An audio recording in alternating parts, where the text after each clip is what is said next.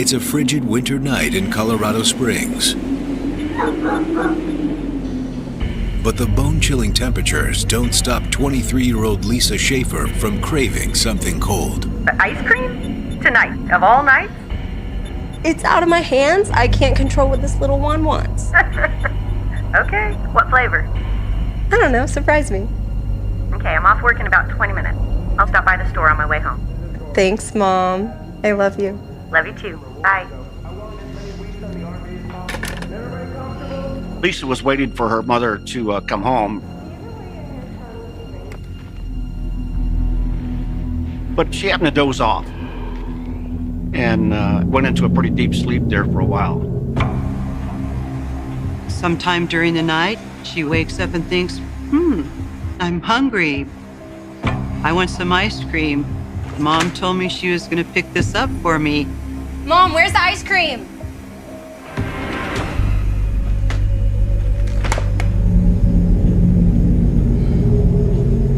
She decided to go check on her mother. Mom? It's 1 o'clock in the morning. She should have been home an hour and a half ago. But her mother wasn't there.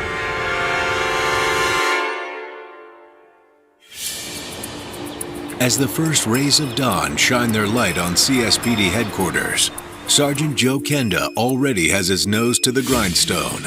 I finally had some peace and quiet in my office. I relished those moments when I had time to move through paperwork without being interrupted every 10 seconds. But Kenda's well-earned moment of solitude is soon interrupted. I was reviewing reports, and as I was signing one, I heard a woman crying. I am a policeman, but I'm also a human being. And there's a natural instinct that you want to help someone who's in tears. This could be serious. Just give me 1 minute.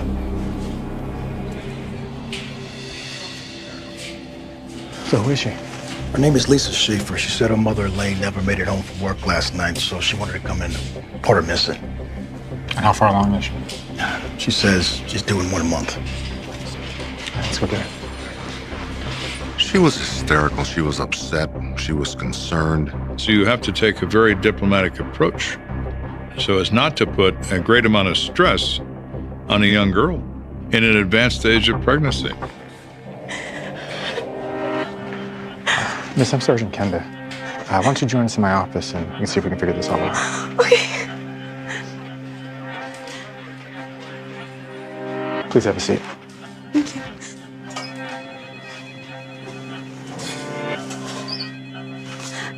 So I've been living with my mom for a couple months. The pregnancy has been really difficult, so she insisted that I stay with her so she could take care of me. Lisa tells police that her mother, Elaine Schaefer, is a hardworking 44-year-old single mom, recently divorced, mother of 5. You had a problem, she would be there and she would help out and she would help anybody out. When's the last time you spoke to her? Around 9:15, she called to say she was about done with work. And where's work? The Broadmoor Hotel. She works in the golf pro shop. She was going to eat dinner at the restaurant and then go to the grocery store. My sister called me up saying Mom's not home. She went and picked me up some things and she's never made it back. If my mom said she was going to be there, she would be there. Is there a chance she just changed her mind? Maybe went out for drinks with her coworkers? You don't understand. My mom is so worried about me and the baby. Today alone, she called 5 times from work just to check in on me. She's been in a car wreck or something, I'm telling you. We can check on that. What kind of car does she drive? A black Mustang. What was she wearing? She described her as wearing knee-high boots, a sweater skirt, and a fur jacket that is pretty distinguishable. We'll make sure to check all the emergency rooms. Okay. Thank you. Please, please find my mother. We'll find her. That's what we do. In the meantime, I want you to try not to worry too much. Your mom hasn't been gone that long. There's a good chance she's just fine. It's just a big misunderstanding. That seemed to calm this girl somewhat. And I said, we will stay in constant contact with you and advise you of our findings. Miss Schaefer, just follow me this way.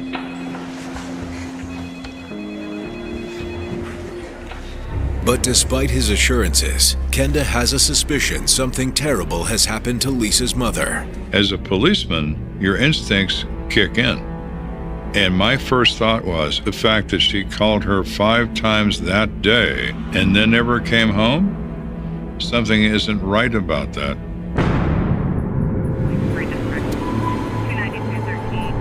I had patrol units check the parking lot at the Broadmoor for her car, and had patrol units check parking lots throughout the city.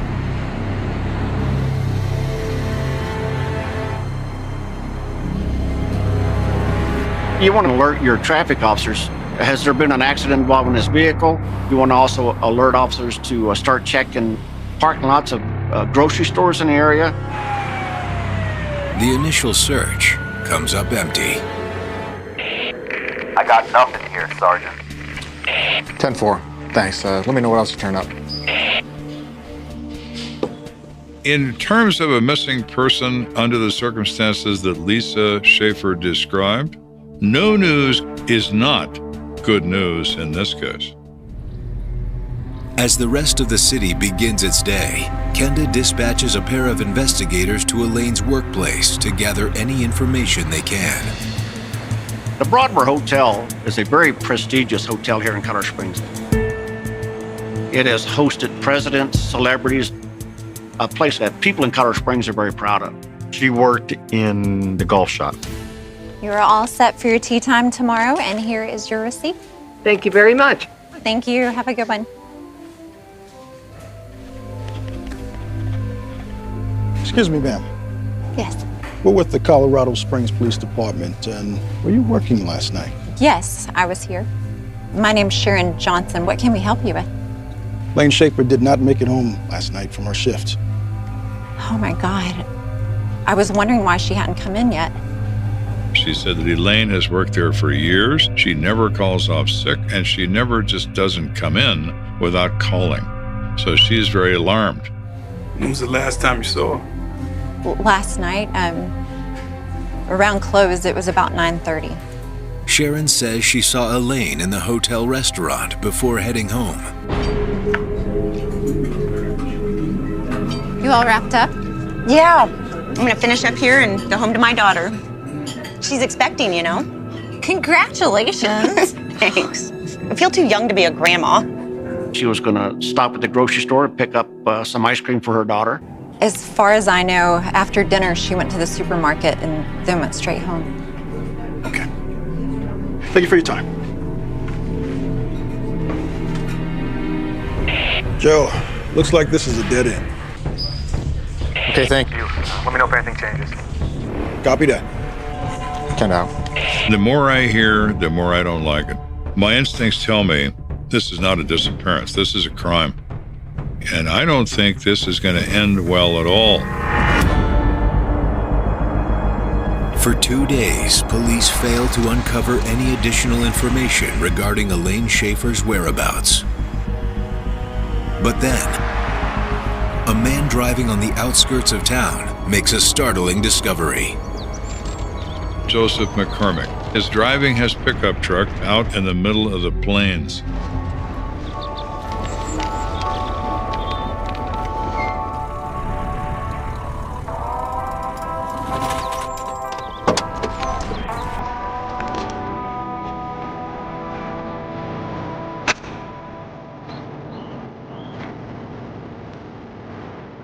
He believes he sees a dead animal.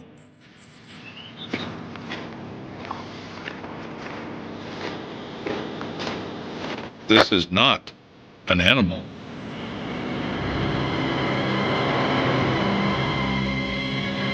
It is a human being.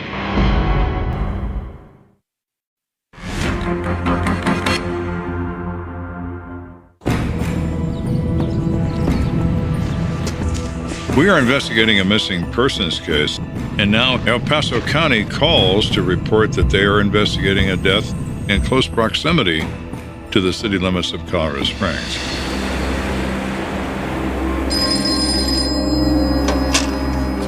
This is Kenda. Sergeant Kenda, this is Detective Sergeant Gary Brown from El Paso County Sheriff's Office. Oh, what you got? I saw your missing person report on the wires. Looks like we found a body. There's always a possibility this could be someone else entirely, but the concern is this is her. Okay. Well, thank you, Sergeant. I'll meet you there. Bye.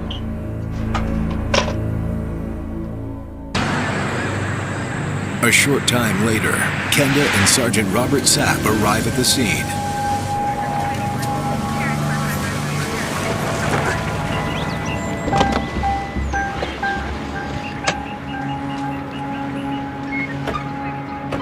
Sergeant Brown. Yes. Sergeant Sapp. CSPD. This is Sergeant Kenda. Good to meet you. The cold weather's preserved the body. Not much decomposition. So we don't know how long she's been out here? Nope. Looks like it all began right over here. There are drag marks with some blood 15 feet from the side of the road.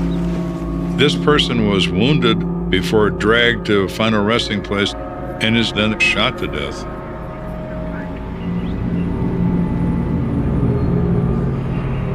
Only a shotgun can cause that type of damage. How many gunshot wounds are there? Won't know for sure until the coroner cleans up the body. But including the headshot, I'd say at least 4 or 5. The presence of overkill can indicate that the killer was known to his victim.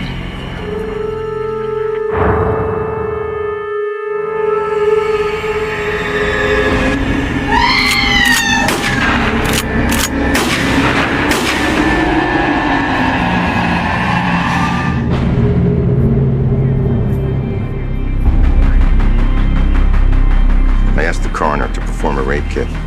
The injury to her head is too massive for a facial identification. But if we're lucky, they can ID her through prints. Fur coat, boots. I think we know who this is. Elaine Schaefer is no longer missing. Elaine Schaefer has been found. The sadness is that she's not been found alive. It was important that we do everything we can before something else happens. Thanks.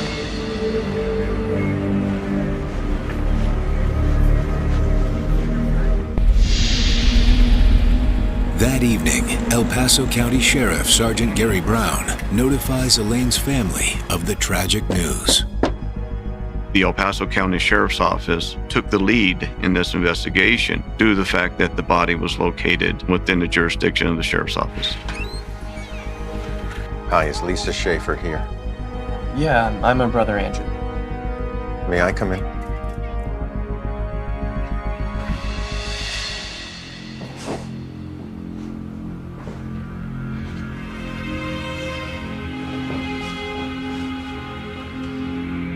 I'm very sorry to tell you both, but we found a body. And by all indications, we're pretty confident it's your mother. I mean, are you sure? We'll confirm with dental records, but yes. The clothing description clearly matches what you told us she was wearing last. Oh my God. When our family found out, it was shock, sadness, anger. And we really didn't know how to take it. It was just a cold numbness, a numb feeling. We're devoting all our resources to finding who did this. But I need to ask, is there anyone you can think of that may have wanted to do her harm? There was this one strange thing that happened. She got this creepy letter from a coworker. Here. Lisa explains that her mother Elaine brought the letter home and was distressed by it. So what does it say? I've been thinking about you. You're so special. I don't think you know how special you are. It is a letter expressing love and admiration for Elaine, very graphic, in some ways perhaps a little pornographic. I long to make you scream in ecstasy for hours. Mom, who is this guy? And the letter is signed, your sex slave, Reggie. Your sex slave? I mean, right away, that would sort of raise your hackles a little bit. Who's this Reggie? It was just some guy from the Broadmoor. Apparently, he wrote my mom a bunch of those. It made her really uncomfortable. The likelihood is great that somebody sexually assaults this woman and then kills her. Could this be the personality that could be filled with rage if they were rejected or somehow insulted? Reggie rises to the very top as a person of interest in the case. Sergeant Brown contacts the Broadmoor Hotel and learns that Reggie is Reginald Senton and is employed as a custodian.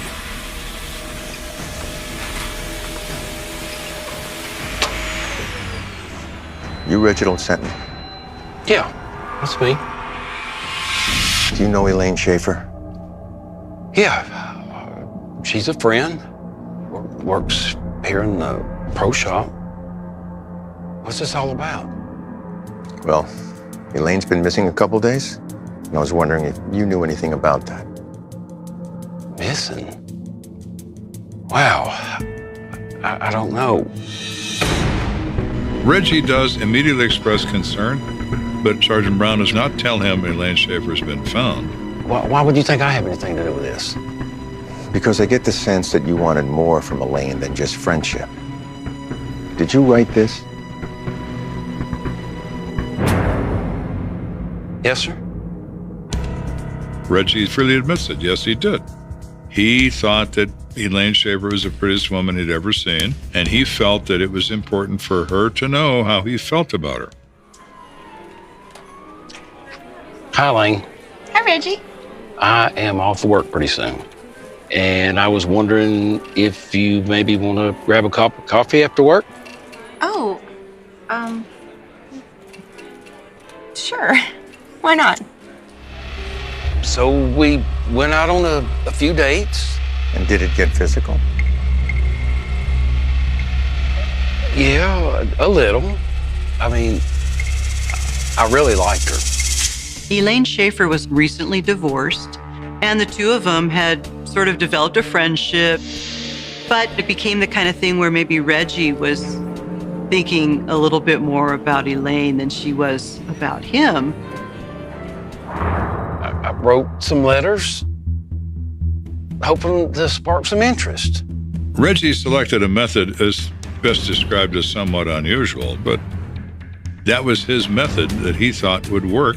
Your sex slave, Reggie. Is it possible that Elaine's negative reaction drove Reggie over the edge? Well, Reggie, here's the thing.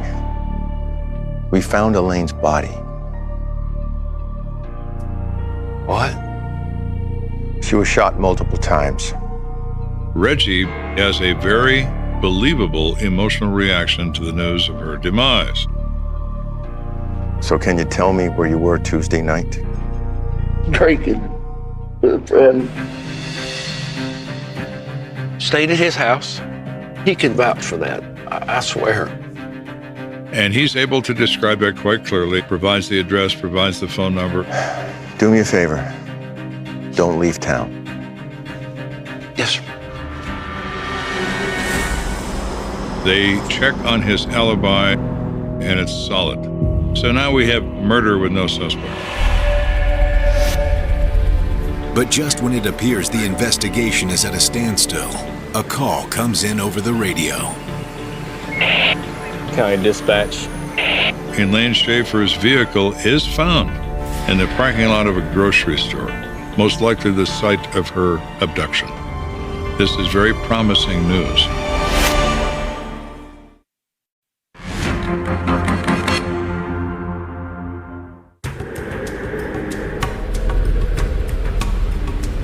We've now discovered Elaine Schaefer's car abandoned in a grocery store parking lot in the city limits. El Paso County Sergeant Gary Brown is the first to respond. What do we got? Well, I was driving by and saw this car sitting in pretty much empty parking lot here, and I ran the tags and it came back to Elaine Schaefer. Let's see. Brother. Yeah, go ahead.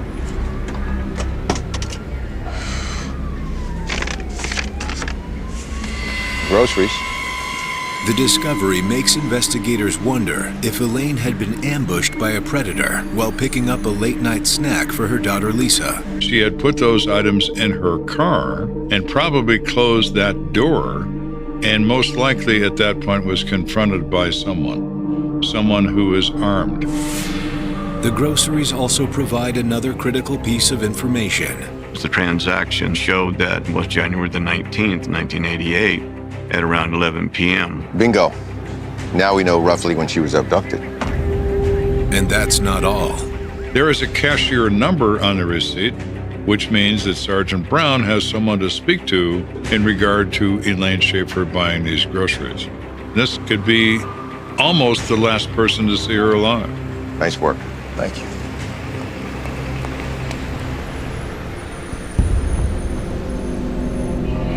The manager informs them that that number is the number of a Rick Welker. He was working that night. Rick, this officer wants to talk to you. What's going on? Mr. Welker, do you recall this woman who came in about 3 nights ago? She was wearing a white rabbit's fur jacket. Yes, I do actually. She bought about 4 different kinds of ice cream. Midnight munchies? It's for my daughter. She's pregnant and craving ice cream. But I couldn't remember what flavor she wanted, so I hope it's one of these. Your total comes to $15.87. What about her demeanor? Seemed nervous or scared at all? Was anyone in the store giving her trouble? She seemed fine, and she was the last customer, so no. Thanks very much. It's entirely possible that her killer was waiting for her to return from the store, knowing she was alone.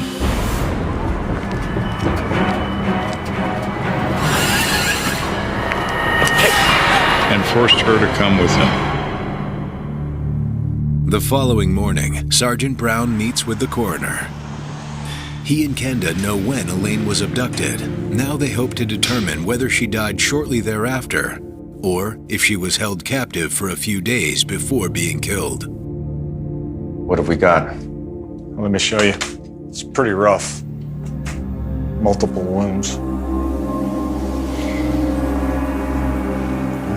She has 7 gunshot wounds from a shotgun. That's an incredible number of wounds from such a weapon. What about time of death? Well, we found undigested food in her stomach. I'm pretty confident in telling you that this occurred within 3 to 4 hours of her last meal. She has her work meal approximately at 9:30. At 11:06, she is alive and is buying groceries. She's then discovered dead with the undigested contents of her last meal still in her stomach, meaning she dies almost immediately after being grabbed in that parking lot. What about the rape kit? Anything come back on that yet? Yeah, we found pubic hair that doesn't belong to her. Still doing tests. Don't have the final results yet. Whoever's responsible for this crime is ruthless beyond belief. He is willing to do whatever's necessary to satisfy his desires, to include kill and overkill. A very dangerous individual. But the identity of this dangerous individual remains a mystery. As investigators wait for the coroner's final results from the rape kit, Sergeant Brown. Sergeant Brown receives a potentially game-changing phone call. Detective Sergeant Brown is contacted by a Cheryl Blackman, who reports that she is a friend of Elaine Schaefer, and she has information about this case. Thank you for coming in, Miss Blackman. What can you tell me? I want you to know that I'm doing this for Elaine. Okay. Miss Blackman indicated that Elaine Schaefer and her husband, Aaron, had a very successful real estate business. The business apparently collapsed at some point, and there were great financial pressures brought to bear in the marriage, which is difficult for any marriage. We have 5 kids, Aaron. How are we supposed to get by? I can't control the housing market, Elaine. I'm not asking you to control the market. How about a little support from you? All you do is nag. Elaine had confided in her that Aaron had gotten pretty angry with her at times and actually got pretty physical with her at times. My dad were separated, and it wasn't the best separation. She told me after the divorce that he really wouldn't let go. One of the things that you end up doing is you end up knowing a lot about those families to help you either eliminate them or to include them. But what Cheryl Blackman tells Sergeant Brown next puts Aaron Schaefer at the top of the suspect list. Elaine said that she was getting more and more afraid. Just 2 weeks ago, she told me something. She says Elaine Schaefer told her, if anything ever happens to me, please tell all of this to the police.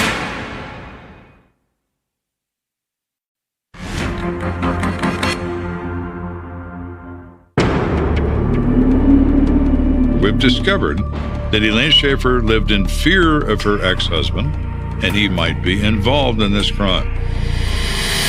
Elaine, open the door. Elaine and Aaron had separated. Elaine, but Aaron continued to harass. Open the door. Open the door, I'm gonna bust it in. Get out of here, Aaron. And Elaine actually had to get a restraining order. It's my house, damn it. According to police records, one incident at the Schaefer residence even led to Aaron being arrested. This ain't over, Elaine. I'll be back. All right, shut your mouth.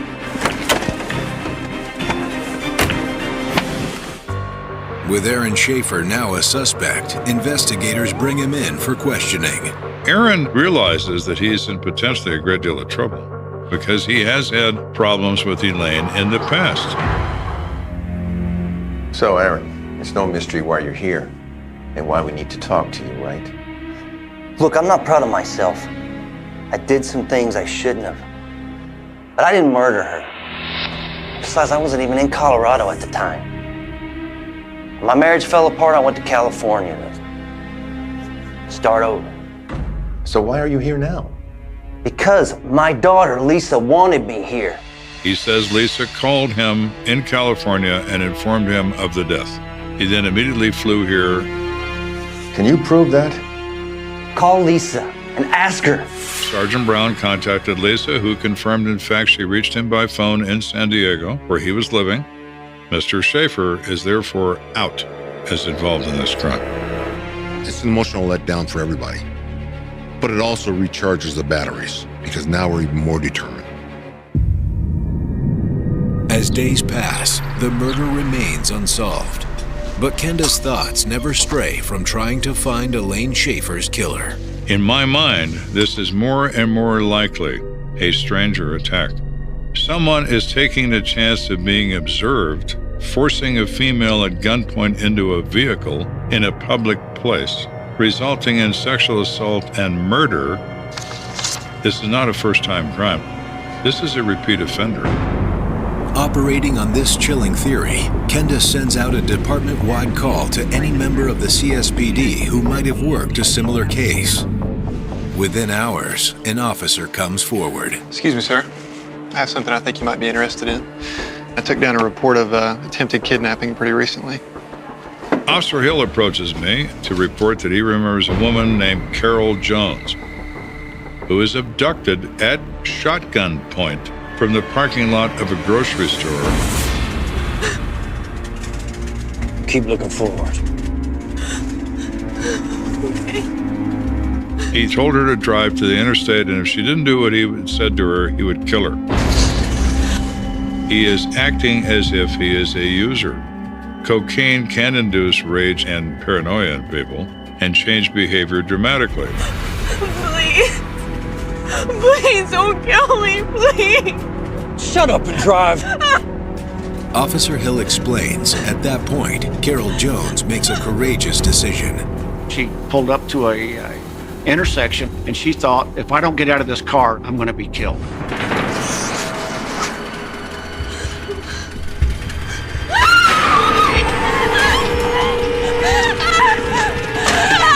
She bolted across the street and ran to the nearest business she could find to call 911.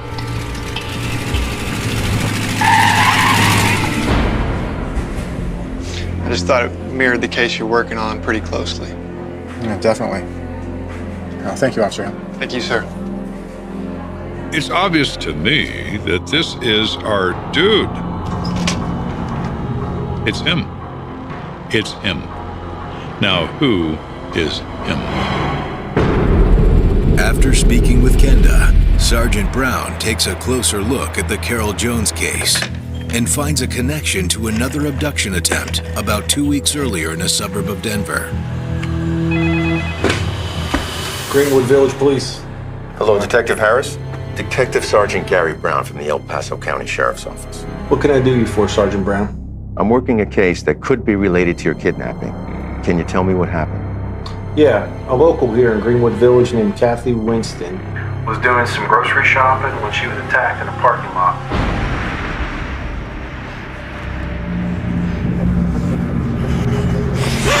Get in that truck. Get in that truck.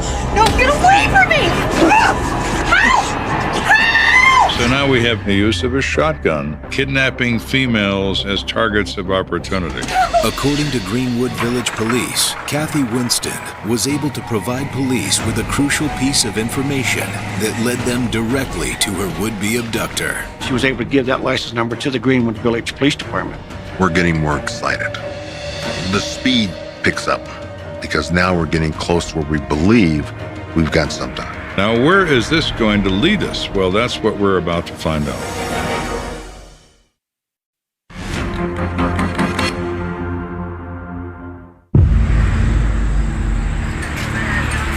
We are investigating the disappearance and ultimate murder of Elaine Schaefer. We have discovered Greenwood Village Police have apprehended an individual for kidnapping. Definitely sounds like it could be our guy. Well, good. We've got him under arrest. His name is Richard Cronin. He is a white male. He has an extensive criminal record and recently has been in prison. When did all this go down? We picked him up yesterday. It's a big mistake. My husband didn't do anything. I'm gonna start searching. Greenwood police explained that they didn't find any guns during the arrest, but they did find a small amount of cocaine. Do you want to handle the follow-up interview with his Wife, Wendy? Absolutely. Heading that way now. Wendy Cronin contacted investigators, saying she has information for them. Miss Cronin, I know this is difficult. Has Richard been acting different lately? Has he been secretive? Anything unusual? Well, the past few months have been really difficult, especially after he lost his mechanic job at the dealership. But he'd gotten fired from that job recently. Richard's behavior began to change dramatically. He started using cocaine. He started to become more violent. And there were a couple of occasions in the recent past when he came home very late at night. Where the hell have you been? Just out with a guy shooting pool. You're doing coke again, right? Mind your own business! I didn't want to believe it when they arrested him, that he could do that to a woman. But after the police left, I found something. What did you find? I can show you.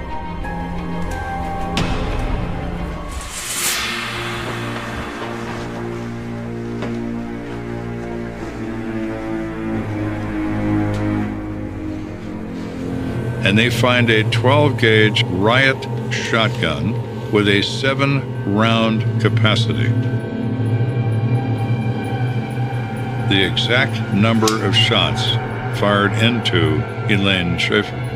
I've never seen it before. Looks like police issue. Now that was startling information. And that's just the beginning. Hey, you know that shotgun they found in Richard Cronin's truck? Yeah. They traced the registration. It's one of ours. What? How the hell did that happen? One of our patrol officers reported his shotgun missing 2 months ago. Officer Daniel Driscoll. Here's the report. He reported it stolen only days before the first attack on Miss Jones in Colorado Springs involving the use of a shotgun. According to Officer Driscoll's report, it all started when he took his car in for an oil change. It's going to be about 2 hours. You want to drop off or wait? No, wait. Okay, thank you. But about 15 minutes later, Officer Driscoll began to worry that he left his shotgun in the trunk of the vehicle. Excuse me. I need to check something in the trunk real fast. No problem.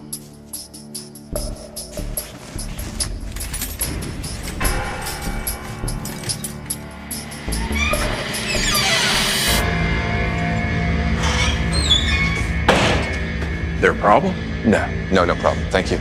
Driscoll assumed the shotgun was back at his house under lock and key. But when he returned home, he realized that wasn't the case. After a day of searching, he decides, no, it was in that car. So he reports it's stolen. And let me guess, it's the same dealership Richard Cronin used to work at. You got it. With mounting evidence pointing at Richard Cronin, Sergeant Brown decides to take a run at him. So, Richard, here we are. Let's just make this easy on both of us. We know you tried to kidnap at least 2 women, and we know you killed Elaine Schaefer. I've got nothing to say to you. How many others were there? Who else did you rape, kill? Piss off. I want a lawyer. You better get a good one.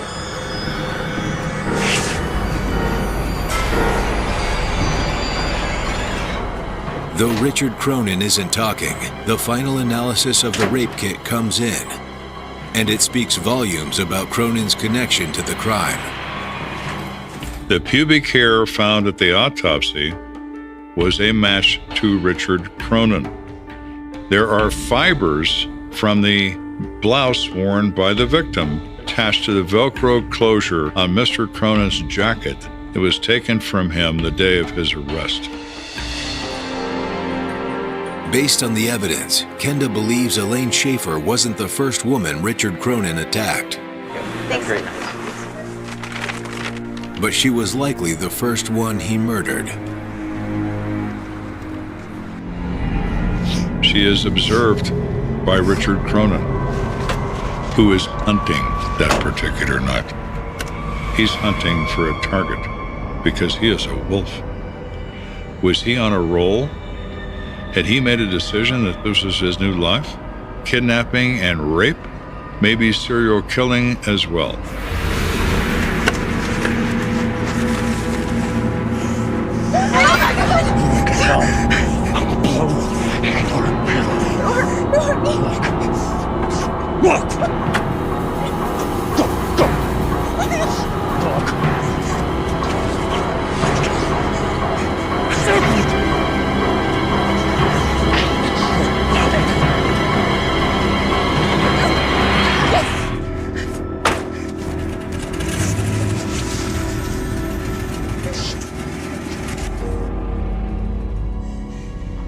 Because he now has her in his control, he takes the opportunity to sexually assault her. Pull over. Why? What are you gonna do? I said pull over!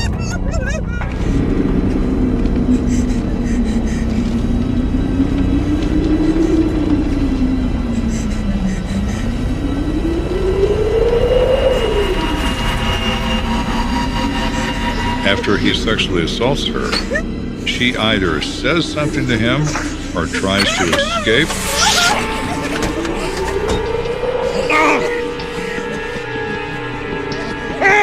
And his rage that's in him from drug use kicks in. He strikes her probably with the butt of that shotgun and makes her bleed. Drags her out in that field and empties that gun into her. He didn't have to. He wanted to. Then he goes home. He goes home to sleep with his wife.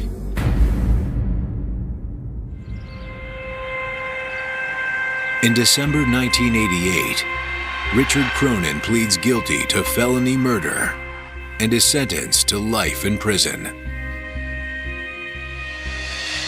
An innocent life taken. Grandchildren who'll never know their grandmother. Children who'll never see their mother again. Because a monster has interrupted them. For no reason at all other than self-gratification. I would really want to tell my mom, look at the wonderful grandchildren she has. I know she's overseeing them. I can feel her. I can see it in my children. And I know she's here with me. The innocent. It begins with a girl walking home under neon light and the city that never really sleeps, suddenly holding its breath.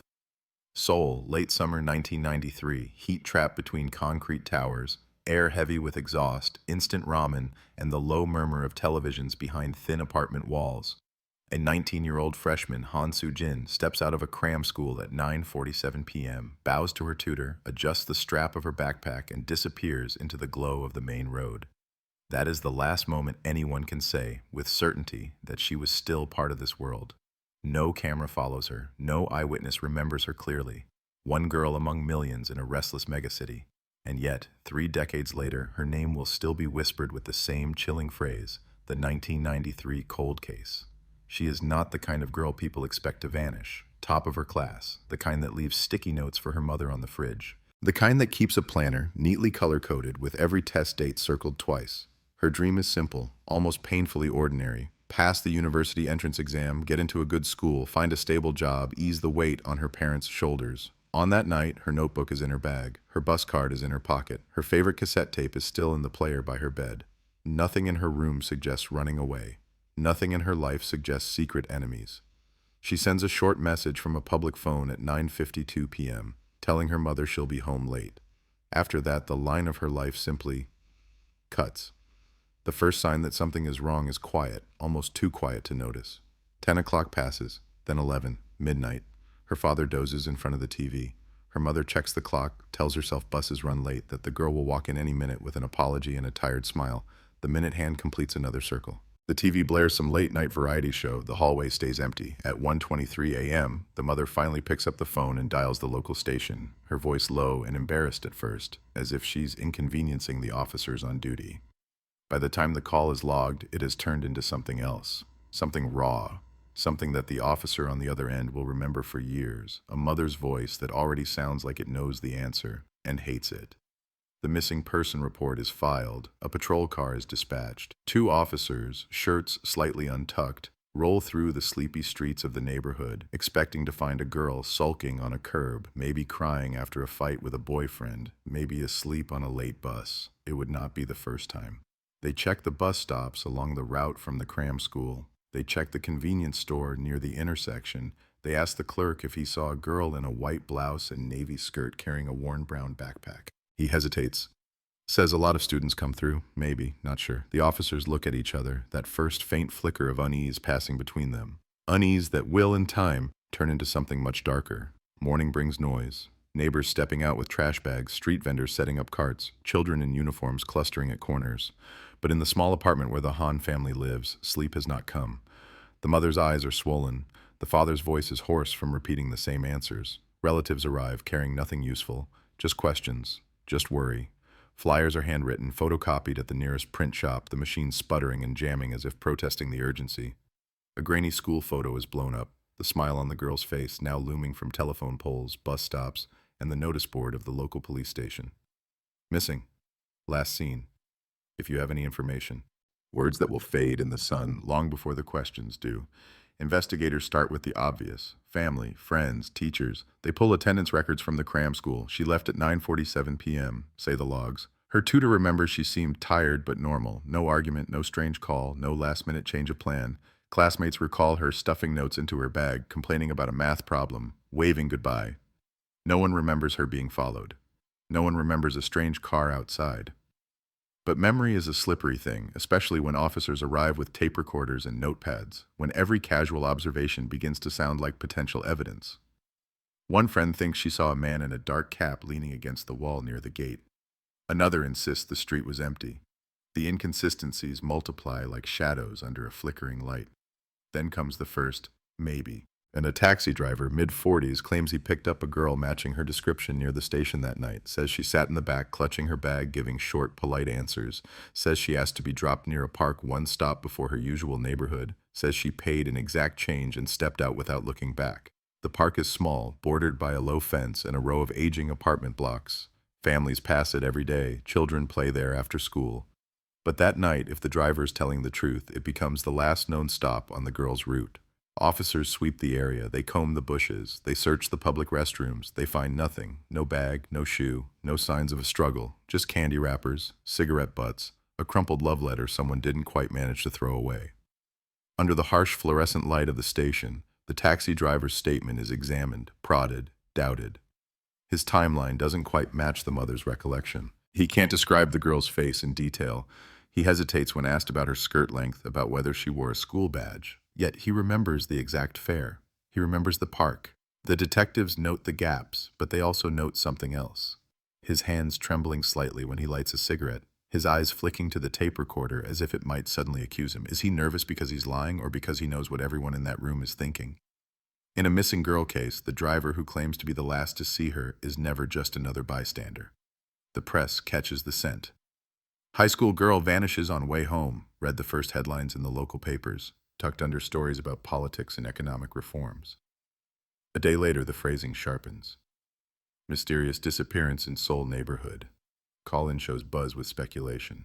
Parents call stations asking what time their children should be home, as if the right curfew might be enough to keep the darkness at bay. Rumors spread faster than fact. A kid down the street says he heard there was blood near the park.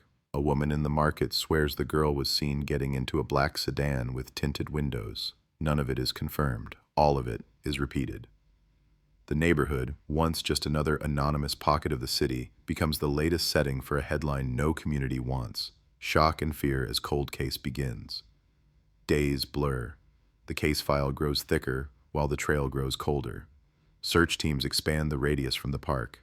They check the riverbank, moving slowly, eyes tracking every scrap of cloth, every glint of metal. Divers are called in for a section of dark water under a bridge, but the currents are strong and the visibility poor. No body surfaces, no backpack drifts into sight. The absence becomes its own kind of evidence, an accusation hanging over the investigation. If there was a crime, it was clean, practiced, and chillingly efficient. If there was no crime, if she walked away on her own, then why has no trace of her life appeared in 30 years? At the Han apartment, time freezes in a way the clock cannot show. Her room is kept almost exactly as it was. Textbooks stacked on the desk, a small mirror edged with stickers, the cassette tape still waiting to click into motion. The mother folds and refolds the same set of clothes, ironing them as if her daughter might knock on the door at any moment, apologizing for the long delay. The father spends hours with the detectives, answering questions with blunt, clipped sentences, insisting there is nothing they are hiding, no abuse, no secret debt, no affair. He is a factory worker, exhausted but solid. She is a seamstress working from home. They are ordinary, almost painfully so. A family like thousands of others. That is what makes it worse. If it can happen to them, it can happen to anyone.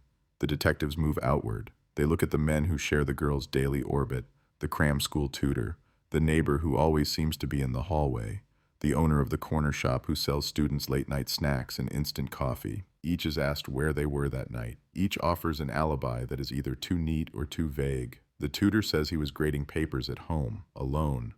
The neighbor says he went for drinks with colleagues but can't recall the name of the bar. The shop owner says he closed up at midnight, as usual, and went straight home. The detectives jot it all down, the ink forming a web of times and places. Somewhere in that web, they believe, is the thread that leads to the truth. But for now, every thread looks the same. Then, 10 days after the disappearance, something surfaces. Not a body, not a confession, a bag. Her brown backpack, found in a drainage ditch 2 districts away, waterlogged, half buried in mud and autumn leaves. Inside, textbooks, now warped and swollen, her pencil case, her bus card, no wallet, no house keys, no planner, no cassette tape. The discovery is announced to the family in a small, fluorescent-lit room. The mother holds the bag as if it were still warm from her daughter's shoulder, then collapses over it, the sound torn from her throat, primal and wordless. For investigators, the bag is evidence. For the family, it is confirmation of what they have tried not to say aloud. Something happened, and it was not an accident. The ditch becomes the new epicenter. Officers spread out, gridding the area, marking every footprint, every scrap of cloth. Forensic teams take samples, swab the straps, lift fingerprints that blur into useless smudges. It is a popular dumping site for trash, as the locals are quick to admit. Old appliances, broken umbrellas, things people don't want to see anymore. The bag could have been thrown there by the culprit, or picked from somewhere else by a scavenger, or dropped by someone entirely unrelated months later. The detectives know this, but the public does not care about probabilities. Backpack found in remote ditch, shout the headlines. Mysterious cold case deepens. Fear tightens its grip.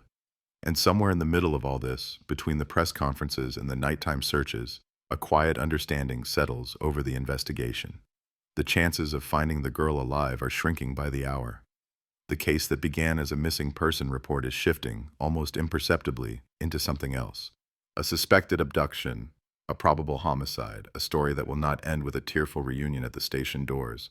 The detectives feel it, the parents feel it, the neighbors feel it in the way they lock their doors earlier, the way they yank their children closer at crosswalks, the way they avoid walking past the park after dark. The city moves on, because it has to. But on a narrow side street in Seoul, 1993 becomes the year a girl vanished and never came home, and the year a cold case silently began, waiting for someone, someday, to finally say, this is what happened to Han Soo-jin. By the end of the first month, the girl's name is no longer just a name. It is a headline, a warning, a whisper parents use when their children linger too long outside. Do you want to end up like that girl? They say, not always aloud, but the thought hangs there. TV news replays the same graduation photo until it feels like a ghost watching the country back. Variety shows squeeze in brief segments between celebrity gossip and economic forecasts.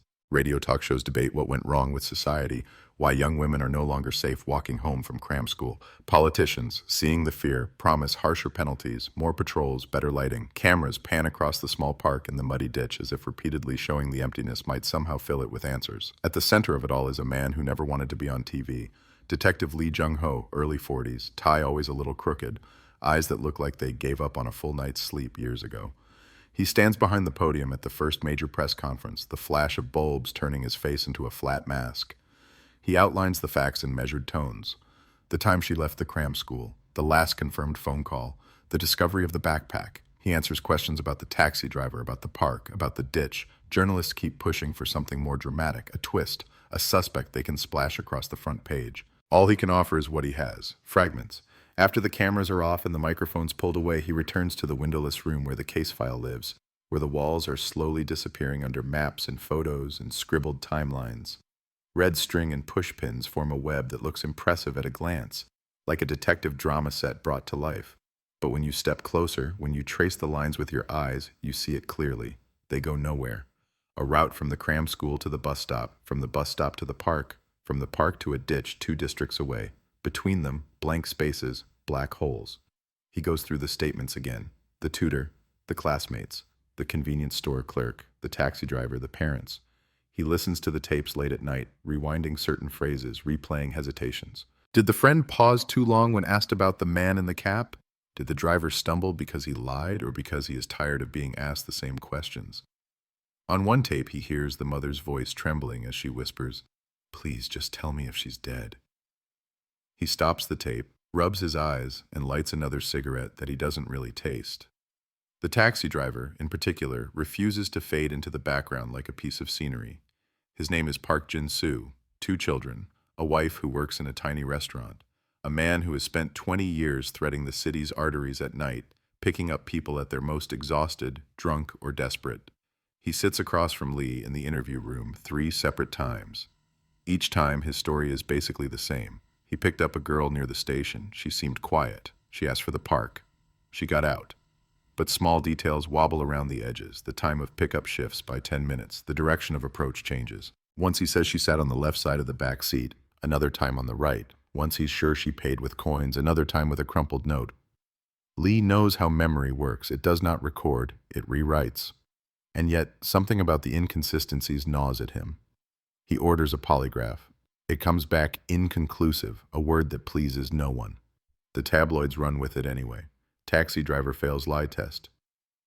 They camp outside the driver's apartment, point cameras at his children on their way to school. His wife pleads with the reporters to leave them alone. Park himself starts avoiding work, then disappears from his usual taxi stand. For a few days, it feels like the case is about to tip, like public pressure will force a confession, true or false. Then, just as quickly, the attention shifts. A political scandal breaks. A celebrity is caught in an affair. The cameras move on like locusts, leaving behind trampled grass and no fruit. Inside the station, the case still boils. Tips flood the hotline. A woman claims she saw the missing girl boarding a train to Busan. A man insists he overheard a drunken confession in a bar.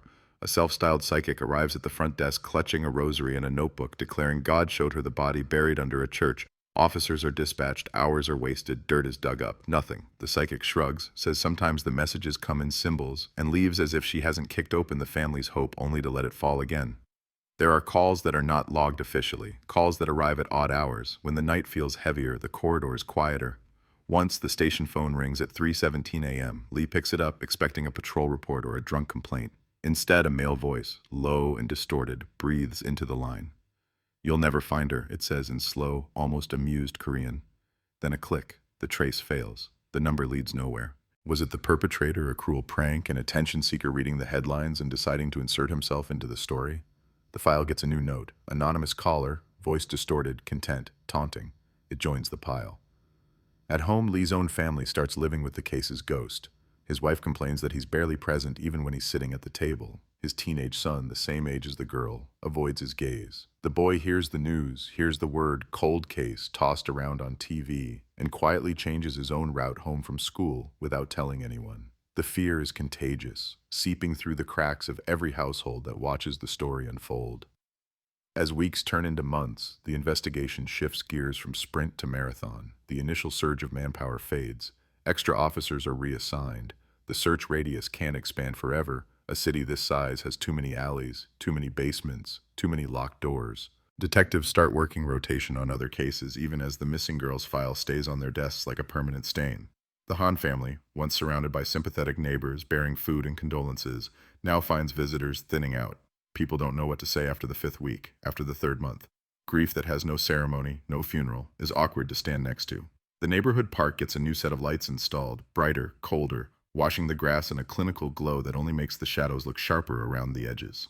Parents hesitate to let children play there after dark despite the bulbs. They know light doesn't stop someone who already knows how to move in darkness. The residents whisper about a predator. About a man who chooses girls walking alone. Old rumors about past attacks resurface. A story about a girl groped near the subway entrance 2 years earlier. A woman followed home and grabbing her key like a weapon. None of those reports were ever linked officially, but now, under the weight of fear, people braid separate incidents into a single narrative monster. Lee digs into those old reports. He pulls faded files from cabinets, requesting records of unsolved assaults, attempted abductions, any incident involving teenage girls within a 5-year window. The paperwork is a mess. Addresses incomplete, descriptions vague. Middle-aged man, average height, medium build. In other words, half the city. Still, he sketches out a pattern on the whiteboard, circling dates, marking locations. There are clusters near transportation hubs, another near a different park further west. A gut feeling begins to form, not yet a theory, just an itch. This may not be the first time, it may not be the last. He interviews one woman whose case was closed with the lazy conclusion, no suspect identified. She sits rigid in the station chair, hands clenched around her handbag, recounting how a man grabbed her wrist one night near a bus stop, tried to drag her toward a side street. She screamed, and lights flicked on in an apartment above them. The man ran. She reported what she could remember. The police at the time took notes, filed them away, told her to be careful. Now, hearing about the missing girl, she wonders aloud if it was the same man. Her description is as frustratingly generic as the file suggests. Smell of cigarettes, rough hands, a low voice. Lee listens anyway. He files the fear, the anger, the regret of being believed too late. The Han family receives something in the mail 2 months after the disappearance. No return address. A plain envelope, the cheap kind bought in bulk at stationery shops. Inside, a single photograph, black and white, photocopied until the details are smudged. It shows a narrow corridor, possibly in an apartment building or motel, a door at the end, slightly ajar. On the back, in thick marker ink, someone has scrawled, "She's still inside." The parents rush it to the police, hands shaking. Forensic analysis reveals almost nothing. The original photo quality was low to begin with. The postmark is blurred. The handwriting is all block letters, offering no obvious traits. The hallway in the image could be almost anywhere. Detectives fan out, checking buildings with similar corridors only to find dozens, then hundreds. It's like trying to identify a single window in a wall of glass. The letter itself becomes a symbol of the torment that follows high-profile cold cases. For every genuine lead, there are a dozen cruel hoaxes. Some are from people who crave involvement. Others from those who simply enjoy the power of watching a family and a police force dance to their tune. Lee knows this, has seen it before, still he cannot ignore anything. Because what if this one is real? What if the corridor exists and behind that slightly open door is the room where the girl spent her last terrified minutes? The uncertainty is worse than the likely answer. Under mounting public pressure, the police chief calls for a full-scale review. A task force is assembled, a grander name for a team that looks very much like the one already working overnight. They stage a massive search operation in a wooded area on the outskirts of the city after an anonymous tip claims the girl is buried there. TV crews arrive to film officers beating through undergrowth with sticks, dogs straining at their leashes. It makes for gripping footage. It yields nothing. As the sun sets and the search is scaled back, one camera captures Lee standing alone at the tree line, his silhouette small against the vastness of the forest. The anchor's voiceover intones words like mystery, tragedy, frustration. At home, viewers shake their heads and move on to the next story when the commercial break hits. Months pass. The missing posters bleach in the sun, edges curling.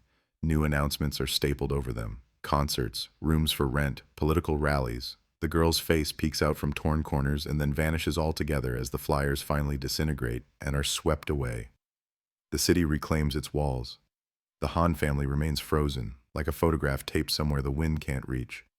The mother starts visiting temples, burning incense, asking every god she can think of for a dream, a sign, any scrap of direction. The father spends longer hours at work, his presence around the house thinning until he seems like a visitor in his own life. Inside a metal cabinet in the records room, the case file thickens to a point where the folder can barely close. Photos, reports, call logs, anonymous letters, forensic analyses that come back with the same sterile phrase, inconclusive. At the top of the cover, someone eventually stamps a word in red ink, not because anyone wants to, but because bureaucracy demands labels. Unresolved. It is not officially archived, not yet, but it is no longer the fresh, bleeding wound on the chief's desk. Other cases have taken that spot. New crimes, new victims. The city does not pause its cruelty because one girl is already missing. Still, there are people who cannot let go. A junior officer who joined the force the week the girl vanished keeps her photo tucked behind his ID card. A local reporter whose first big story was the disappearance continues to follow every small development, even when his editor tells him the public has lost interest. And Detective Lee, even as he is assigned to robberies and domestic assaults and all the other daily ugliness of urban life, still ends most nights with the same ritual. He opens the cabinet, slides out the 1993 file, flips it open and stares at the route from the cram school to the park, from the park to the ditch. He traces the line with his finger, stops at the blank space in between, and feels a familiar chill, like walking down a well-lit hallway and suddenly stepping into an unmarked doorway where the light doesn't reach. That is where she vanished, not on camera, not in front of witnesses, in the gap, in the silence, in a place the map cannot show. By the time a full year has passed, the case has quietly slipped into a category no one likes to say aloud, but everyone understands. A cold case. The phrase appears in internal memos first, then in a single newspaper column that laments the failure to protect the city's daughters. It is clinical, almost polite. It does not say, "We don't know what happened." It says, "The trail is cold," as if the problem lies not with the perpetrator's cunning, or with the limitations of human memory, or with the dark corners of the city, but with the temperature. Somewhere in Seoul, the man who knows exactly what happened to Han Soo-jin walks under the same neon lights that swallowed her up. Maybe he changed his route home for a while, then drifted back when he realized no one was coming. Maybe he watches the parents on TV and feels nothing. Or maybe he changes the channel. The city does not point him out. It just keeps moving, engines humming, crowds surging, trains arriving and departing on schedule. And in a metal drawer behind a desk that will one day belong to someone else, the 1993 file waits, paper yellowing, photos fading, red, unresolved stamp beginning to blur, a story half told, a question left hanging in the air. A cold case that refuses to die, even as the people tied to it age, forget, move, disappear. For now, it is just another folder in a wall of forgotten nightmares. But time has a way of looping back, dragging old ghosts into new light, whether anyone is ready for them or not. Years slip by the way pages yellow on a bulletin board, slowly, quietly, until one day you wake up and realize the ink has faded. Soul changes clothes in that time. Glass towers rise where old brick buildings once leaned against each other for warmth. Subway lines stretch further, burrowing deeper. Neon gives way to LED. Cameras sprout on street corners like unblinking eyes, watching everything and nothing at once. But inside a gray cabinet in a police basement, the 1993 file does not move, it simply settles. Dust drifts down, new labels crowd around it, burglary, fraud, assault. It becomes another spine in a long row of unanswered questions. For the Hahn family, time doesn't pass in the same way. It lurches, it stutters. There are anniversaries nobody wants to celebrate, dates that arrive like clockwork and sit heavy on the calendar. The day she vanished, the day the backpack was found, the day the letter with the corridor photo came.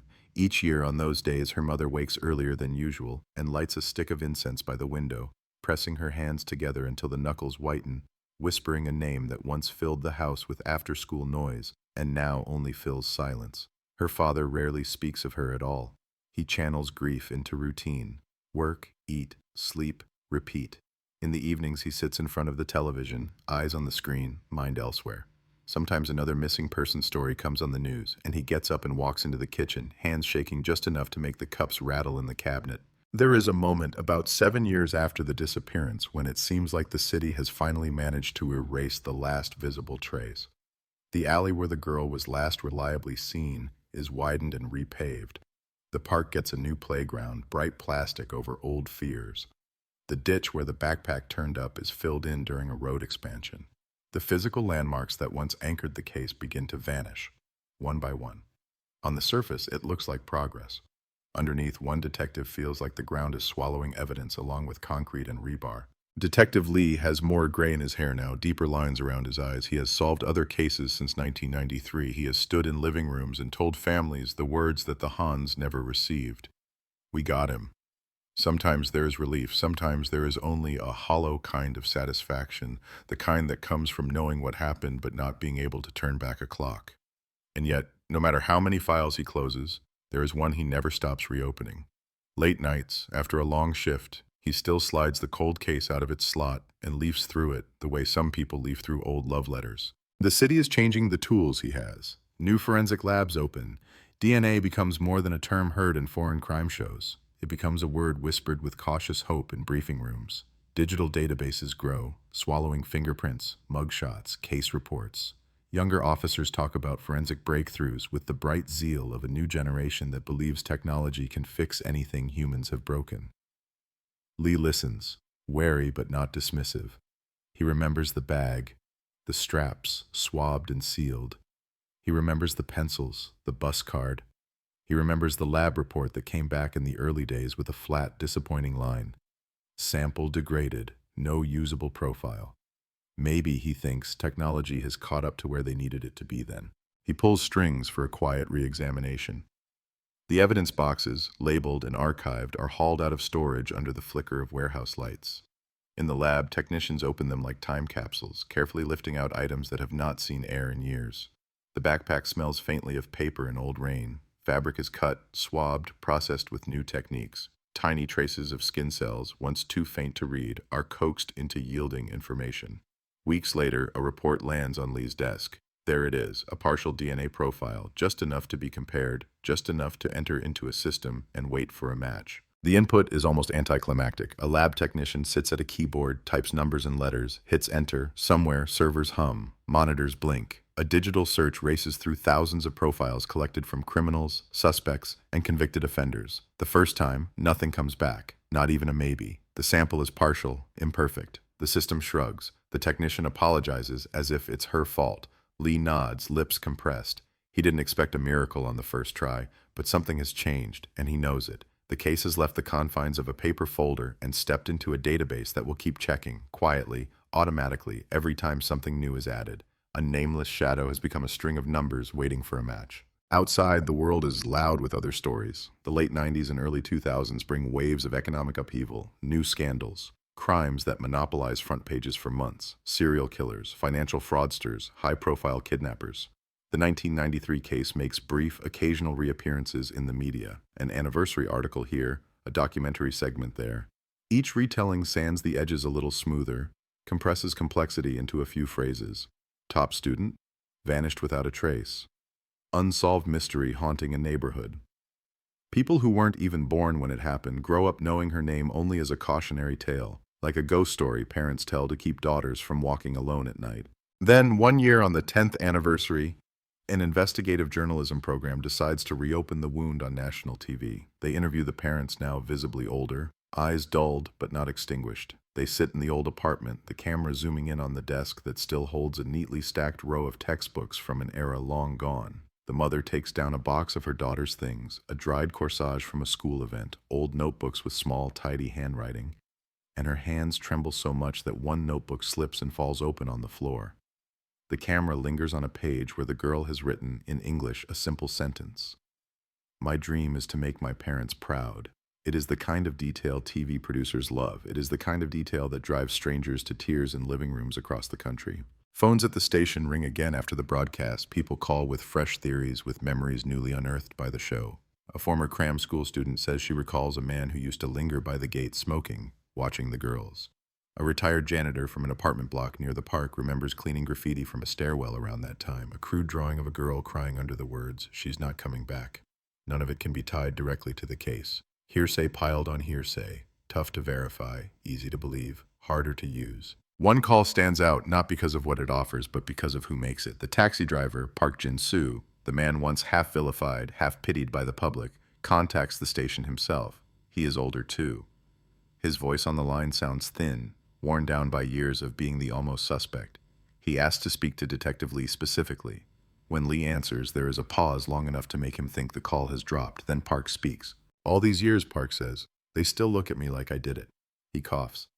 But I remembered something. It might be nothing. It's probably nothing. Lee listens as Park haltingly describes a detail he claims surfaced only after watching the TV program.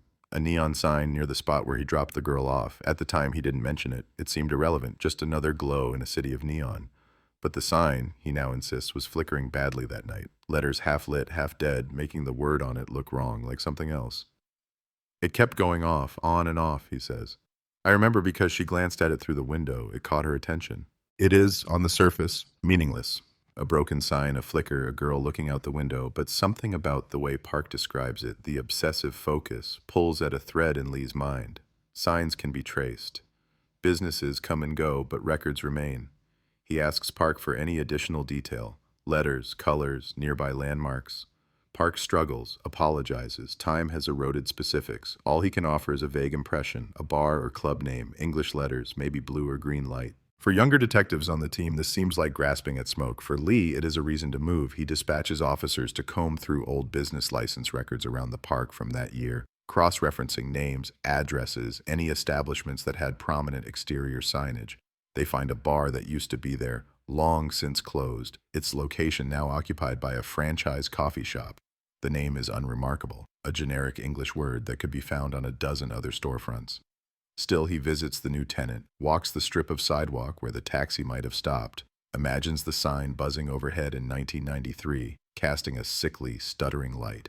Inside the coffee shop, with its polished counters and curated playlist, it's almost impossible to picture the low-ceilinged bar that once stood here, a place of stale smoke, cheap liquor, and anonymous faces. The bar's old owner is tracked down, now running a modest restaurant in another district. He remembers the sign clearly, the cost of it, the hassle when it malfunctioned, the arguments with the landlord over the electric bill. He also remembers the regulars, the men who came alone, who stayed late, who watched women on the sidewalk as if the street were an endless audition. Any trouble back then? Lee asks. Anything off? The man shrugs. In a place like that, off is subjective. Fights over bills, drunken harassment, broken glasses, nothing reported, nothing that reached the threshold of bringing police down more than once or twice. Lee asks about security logs, about staff. Most are gone, scattered by time and circumstance. Names slip from memory, faces blur. Once again, the past offers only murmurs, not answers. Still, the line of inquiry leaves a ghost imprint in the investigation. The idea that the man who took the girl might have been a shadow from that bar doorway, watching students step off taxis and buses, waiting for one to walk just a little too far under a failing sign. It's not proof, it's a picture. But pictures have power, especially in cold cases, where the absence of visible facts invites images to grow in the dark. Years continue to stack on top of each other. The partial DNA profile sits in the system like a key cut for a lock that does not yet exist. Every time a new sample is added from an arrested offender, the system runs its check. Green text flickers across monitors in labs far from the emotional ground zero of the case. For the technicians, it's procedure. For the ghosts in the cabinet, it's something more, a constant silent question thrown into electronic space. Do you match? One winter, a small tremor shakes the quiet file. A potential DNA hit pings from a different city. A man arrested on a burglary charge shows partial overlap with the 1993 sample. Not a perfect match, but enough to raise eyebrows, enough to warrant a follow-up. Lee, now approaching retirement age, finds himself on a train heading south, case file in his bag, heart pounding with a mixture of dread and hope that feels dangerously close to belief. The suspect is thin, tired-looking, with the wary eyes of someone used to police stations. He has done time before. Theft, assault, never anything that linked him directly to sexual violence or abduction. A new blood sample is taken under controlled conditions, sent to the lab, compared meticulously to the old sample from the backpack. While they wait, Lee interviews him, slowly circling the night in 1993 like a predator testing a fence. Ever been to Seoul? Lee asks. Everyone's been to Seoul, the man replies. You can't avoid it. Back in the early 90s, near a park by a cram school, near a bar with a broken sign? The man frowns, scratches his head, gives a non-committal grunt. The conversation is a maze of half-answers and deflections. There are moments when Lee thinks he sees something in the man's expression, a flicker of recognition or guilt. But he has been doing this long enough to know how much of that can be projection, his own need imposed on someone else's face. When the lab results finally arrive, they are clear. The profiles are similar enough to flag a false lead, but not enough to confirm a match. The overlap is coincidental, the kind that happens in large populations. Statistically explainable, legally useless. The door that had seemed to creak open slams shut again with a bureaucratic thud. Lee thanks the local officers, files his report, returns to Seoul carrying a weight that feels heavier every year. At the station, colleagues talk more frequently about his impending retirement. They joke about fishing trips, about sleeping in, about him finally throwing out the old suits that have seen more interrogation rooms than dry cleaners. He smiles, plays along, but inside there is a ticking he can't ignore. There is a cold case in the cabinet that began on his watch and will likely outlive his badge. The idea guts him more than he will ever admit. On a rainy night, long after most of the station has gone dark, he sits alone with the 1993 file spread across his desk. Photos of the girl, maps with routes, copies of the anonymous photo of the corridor, the envelope, the translation of the prank calls, the DNA report printed on crisp white paper. He lays his hand flat over the pages as if he could press them into yielding something new. He whispers her name once, not as a detective, but as a man who has carried her absence like a stone in his pocket for decades. You're not just a headline, he says under his breath. You're not just cold case. Outside, the rain taps against the windows, a steady, indifferent rhythm. In another part of the city, in a lab lit by screens and humming equipment, the database keeps working, unbothered by human fatigue, running comparisons on new entries, line after line of code performing the same simple act: compare, match, reject, repeat. Somewhere out there, a man who has lived free for years carries in his cells the missing half of that broken pattern. He may be old now. He may be careful. He may think 1993 is buried for good. But time has changed the game. The city is wired differently. Evidence that once whispered now has a new language. And while the case on paper remains stamped unresolved, the story itself is not finished. It is sitting at the edge of something, a hinge between decades, waiting for one small movement, a new arrest, a careless mistake, a stray cigarette butt on the wrong sidewalk, to finally turn the file from cold to burning. The break does not arrive with drama. It comes as a single line on a lab monitor at 2:14 a.m., a soft chime in a room of humming machines and tired light. A technician, halfway through lukewarm coffee, glances up expecting the usual verdict: no match found. Another small failure in a sea of unsolved cases. Instead, she sees it. Match candidate identified. a partial DNA profile from evidence collected in 1993, tagged with a case number older than her career, has fired against a new entry. She scrolls, the numbers suddenly heavy. Source of new sample, routine collection during booking, offense, assault, location, outskirts of Seoul, name, Kim Chang-woo, age 58. She would shrug if not for the case description tied to the old profile. Unresolved disappearance of female student, Seoul, 1993. She remembers the documentary, The Girl Who Never Came Home, The Backpack in the Ditch, the cold case. For a second, she just listens to the whir of the machines. Then protocol snaps into place. She prints the preliminary report with hands that don't feel entirely steady and starts dialing numbers. Night shift supervisors, duty prosecutor, city detective bureau. The name of the case moves through the building like a spark in dry grass. One of the phones that buzzes belongs to a man half asleep in front of a muted TV crime show. Detective Lt.Joe glances at the caller ID, expects anything but the words he hears. "Sir, we have a DNA hit." "How new?" he asks, already reaching for his jacket. "It's not new," the voice says. "It's 1993. The student, the Han girl." For a moment, the room drops away. Lee is back under old fluorescent lights, hunched over a map with too many pins and not enough answers. He swallows.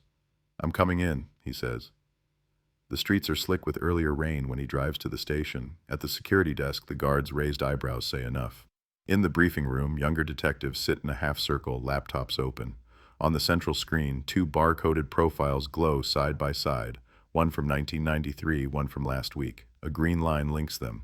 Match probability, extremely high. Independent verification is running, the lab supervisor says. "But this is strong." "Who is he?" Lee asks. "Kim Chang-woo," a junior detective replies. 58, married, 2 kids, maintenance supervisor at an apartment complex, fines for drunk and disorderly, 1 old harassment complaint, closed. Arrested after a tenant said he tried to force his way into her apartment at night. She fought him off. Neighbors pulled him away. "Address?" They give it. The room shifts. The street lies in the same district where a 19-year-old student once stepped out of a cram school and was last seen alive. On the wall, someone pins a fresh marker where Kim lives now. The old lines between the cram school, the park, the ditch suddenly look less random. They move fast but quiet. A warrant is signed. Surveillance teams settle around the apartment complex where Kim works. From a bench across the courtyard, he looks exactly like his file. Overalls, toolbox, keyring, polite nods. He replaces light bulbs. He carries trash. He chats with residents. Nothing about him looks like the shadow that haunted a neighborhood. "That's the problem," Lee murmurs in the unmarked car. "It almost never does." "Could be a lab mistake," a younger detective says, watching through binoculars. "We wait for confirmation," Lee answers. "We don't talk ourselves out of it." Confirmation arrives less than 2 days later. A second lab run, same result. The odds of coincidence are microscopic. In the briefing room, someone exhales a curse. Someone else whispers, "Soo-jin." "Do we tell the family?" a detective asks. "When there are cuffs on his wrists," Lee says. "Not before." The arrest is set for early morning. Plainclothes officers take positions at exits and stairwells. A tactical team waits out of sight in a van. Lee stands near the lobby, coat collar turned up, eyes on the elevator display. At 7:12, the doors open. Kim steps out, toolbox in hand, keys jangling. Another day of fixing other people's broken things. "Kim Chang-woo," an officer calls. "Police, come with us, please." For a fraction of a second, he freezes. His gaze skims the corridor, counting exits. Fight or flight chooses. He runs. He hurls himself toward the stairwell, slamming into a woman with a grocery bag. Eggs explode on the tile. Officers shout. The fire door bangs open. In the concrete stairwell, his breath turns rough almost immediately. He flings the toolbox backward. Metal crashes. Tools scatter on the steps. On the next landing, another door opens. Lee steps in, body turned sideways, eyes locked on the man hammering down toward him. For the first time, the detective who has chased a shadow for 30 years stands in front of a body. "Kim Chang-woo," Lee says. "Stop."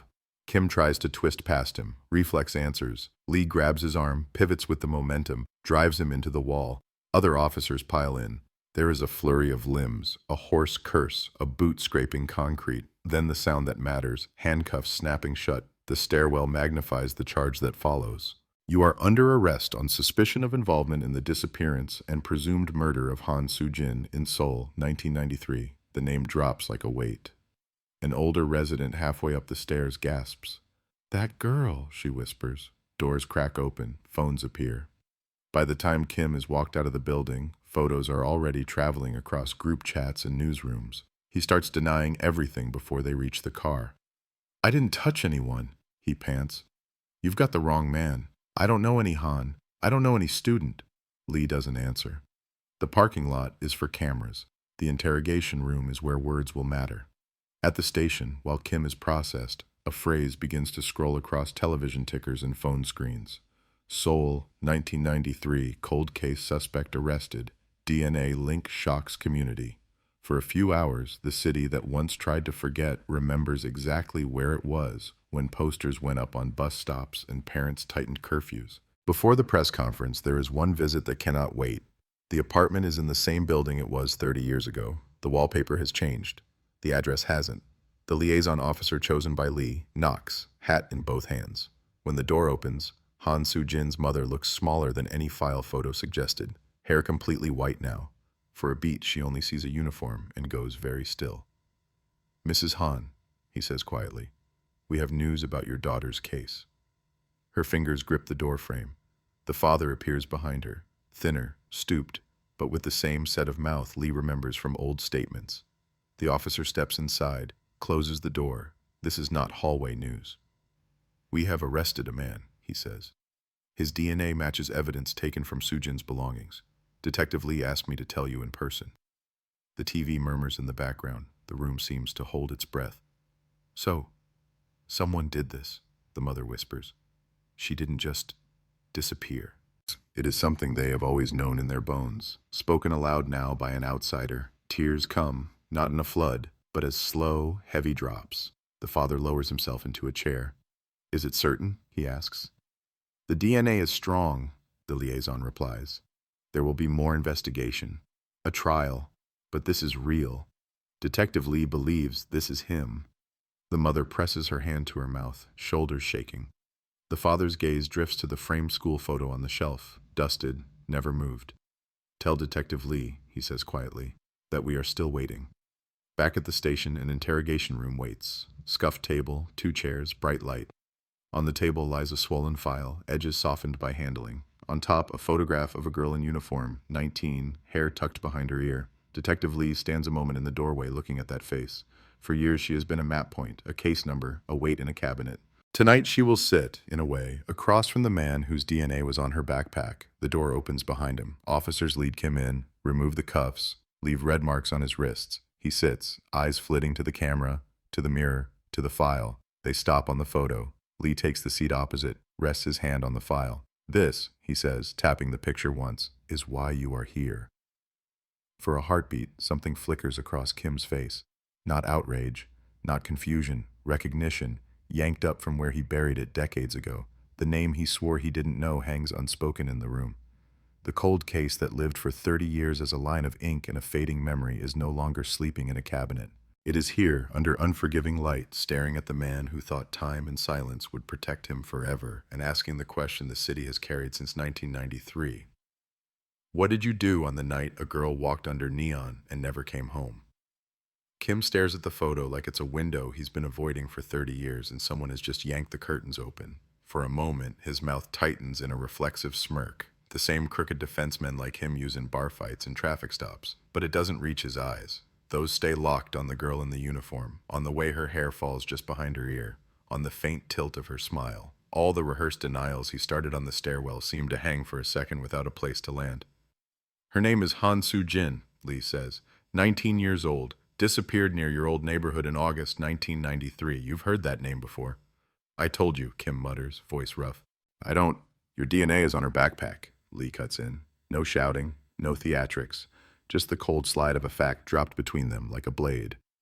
Evidence recovered from a ditch 2 districts away, stored, tested with old methods, retested with new, matched to you last week. We cross-checked, twice. This isn't a hunch, Mr. Kim, it's math. Kim's jaw works. His hands, resting on the table, flex as if fighting invisible cuffs. He glances at the mirror, at his own faint reflection, then back at the photograph. I fixed a lot of things, he says finally. I was in people's apartments every day. Could have touched a lot of bags. The lab could be wrong. The lab can be wrong, Lee agrees. But when it is, it's usually not by 30 years and not because someone's DNA decided to travel back in time. In 1993, you were living near that park. You drank at that bar with the broken sign. You walked those streets. You know it, I know it, and now the database knows it. Kim licks his lips. Sweat beads at his temple. He tries another angle. There were a lot of men at that bar, he says. A lot of people near that park. Are you going to drag all of them in here because of a bag in a ditch? Lee leans back, hands folded loosely on the file. Most of those men haven't left their skin cells on the belongings of a missing girl, he says. Most of them haven't tried to force their way into a tenant's apartment last week. Most of them don't have harassment complaints buried in old records. You do. Silence settles, thick, buzzing faintly with the camera in the corner, the air vent above, the fluorescent light. Outside the room, officers hover in the hallway, watching through glass, hearing every word through speakers built into the wall. The name, Han Soo-jin, seems to pulse in the stale air. Lee flips a page. An old black and white photograph slides into view. The park in 1993, captured during the first major search. Grainy, empty, a bench, a path. A line of low shrubs that once hid children's games and adult secrets. You used to cut through here on your way home from the bar, Lee says. We've talked to people, old drinking buddies, ex-colleagues, a bartender who still remembers you starting fights over nothing. You walked home alone most nights. You watched girls coming out of cram school. You watched who walked in groups and who walked alone. You can make up whatever you want about me, Kim snaps. That doesn't make it true. Lee's eyes don't soften. I don't have to make it up, he says. I've been reading about you for days. You're not interesting, Mr. Kim. You're familiar. A man who thinks the world owes him something and who pushes harder when it says no. A man who learns early that if you choose your moments in the dark, if you pick girls whose parents don't know the chief and whose faces don't make good headlines, you can do a lot without anyone stopping you. But you picked the wrong girl to vanish. Her name stuck, her case stayed open, and now your DNA is sitting on her backpack like a signature you thought time would erase. Kim's shoulders hunch. He grips the edge of the table, knuckles white. So what, he says. I touched a bag. Maybe she dropped it, maybe I picked it up, maybe I... What, you think I'm the only person who ever touched her stuff? That proves nothing. It proves you lied, Lee says calmly. Up until now, you said you'd never heard of her, never seen her, never been near her. That was your story. That story is dead. We're not asking if you were near her anymore. We're asking what you did when you were. He slides another photo forward, this one of the backpack as it was found, waterlogged, muddy, half-submerged in the ditch, textbooks swollen, bus card warped but legible. Tell me, Lee says, how your DNA rode this bag from her shoulder to this ditch. Kim stares at the image, the ditch, the muck, the twisted strap. His gaze flickers upward, past the photo, past Lee's lined face to the ceiling as if counting tiles. A small tick starts at the corner of his left eye. You want a lawyer? Lee says after a long moment. You're entitled to one. He'll tell you what I'm about to.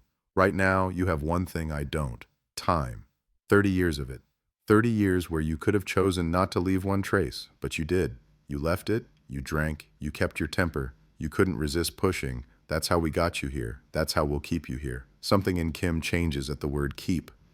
Maybe it's the reality of a cell door he heard slam behind him when they walked him in. Maybe it's the thought of faces on news broadcasts, his children's, his wife's, forced into the frame. He leans forward suddenly, eyes hard. You think you're a hero? He spits. You think finding one bit of DNA makes you a hero? You don't know anything. Lee doesn't flinch. Then educate me, he says. Tell me what I don't know. The clock ticks. A fan hums. Kim looks at the photo again, at the neat uniform, the open face, the girl who never knew his name. His shoulders sag, then tense again like a man fighting himself in a mirror. I didn't plan anything, he says eventually, words pushed out like they hurt.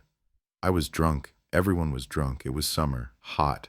You know what it was like back then. August, Lee says softly. The night was humid, neon. You're leaving the bar. You see her. Kim's eyes narrow. He doesn't say yes. He doesn't say no. I was walking, he mutters. Past the bus stop, past the park. And she? Lee asks. Kim's gaze drifts, focusing on some invisible point over Lee's shoulder. Alone, he says, almost inaudible. The word hangs in the room, alone, the way parents tell their daughters not to be, the way Soo-jin was that night when the cram school spit out its wave of uniforms and she stepped into the spaces between. I talked to her, Kim says. Just talked. She looked tired. I asked if she needed a ride. I had a scooter then. She said no. I walked next to her for a bit. We were going in the same direction. He laughs once, bitter. That's not a crime, is it? Walking on a public street? Keep talking, Lee says. Kim shrugs, jerky, eyes flicking between the table and the mirror. She kept looking at her watch, he says. Kept glancing at the road like she was late. I told her it wasn't safe to walk alone. She said she was fine. Girls always say they're fine. Like they know everything. His tone shifts, a resentful edge creeping in. I was trying to help. Help her where? Lee asks. His voice remains steady, but his hand on the file tightens just a fraction. Home, Kim says. Or closer. I don't remember exactly. I drank a lot back then. Everything's blurry. Lee doesn't let the foggy claim go unchallenged. But you remember her watch, he points out. You remember her saying she was fine. You remember offering help. Funny how memory works, crystal clear when it makes you look generous, broken when it gets near what happened next. Kim exhales sharply through his nose. For a moment, the mask slips and something raw flashes across his face. Irritation, maybe, or the first crack of shame. She tripped, he says suddenly, on the curb near the park. That's what I remember. She tripped. The bag fell. I picked it up. That's it. Maybe that's how your precious DNA got there. Happy now? Lee watches him. The statement is weak, a hastily erected shield against a storm that's already inside the house. But even lies have uses. Which curb? Lee asks. Show me. He slides a blank map of the park and surrounding streets across the table, pushes a pen toward Kim. For a second, the man hesitates, then habit wins. His fingers close around the pen. He leans over the map. He taps a spot near a side entrance, a little used gate, according to old reports, half hidden by a lamppost that kept going out. There, he mutters. Not the main gate? Lee asks. Not the busier path? Less people, Kim says without thinking. Quieter. The word lands between them like a confession. Quieter. The camera above the mirror captures the slip. In the hallway, one of the younger detectives almost says something out loud, then clamps his mouth shut, fist clenching in involuntary triumph. Walk me through it, Lee says. From the bar, you leave, you see her, you walk, she trips, you pick up the bag slowly, every step. If you lie, I'll know. If you leave something out, it will come back to you in court and make you look worse. This is your chance to explain yourself. Take it. Kim stares at the pen in his hand. He traces a rough route on the map, from the corner where the bar once stood to the park entrance. His breathing grows shallow as the line gets closer to the spot he marked. I told you, he says. I was drunk. She tripped. I helped. That's it. And then she got home? Lee asks. Kim's mouth opens, closes. Whatever answer he had evaporates. You know she never made it home, Lee says quietly. You've watched the news. You lived in that neighborhood. You saw the posters. You saw her parents on TV. You heard the searches in the park at night. You remember the sirens. You remember the ditch. You can't sit there and pretend you thought she just walked away and lived happily somewhere else. Kim's hands shake. He drops the pen. It rolls to the edge of the table and stops. I didn't mean, he starts, but the words fracture. You didn't mean what? Lee presses. You didn't mean to kill her? You didn't mean to follow her. You didn't mean to grab her when she said no. Help me understand which part you accidentally did. The air in the room thickens. Kim looks like a man pinned under something heavy. His eyes flick once more to the mirror, as if he can see through it, as if he can feel the weight of the unseen faces there, the officers, the lab tech who hit enter, the parents who will be told what he says, word for word. I grabbed her arm, he says at last, voice a hoarse scrape. Just to stop her, just to talk. She jerked away. She started yelling. I told her to be quiet. People were sleeping. Someone would come out and misunderstand. She kept shouting. I put my hand. He stops, hand reflexively rising to his own mouth before he forces it down. I was drunk, he whispers. Things got fast. She fought, scratched. I panicked. I just wanted her to stop screaming. There it is.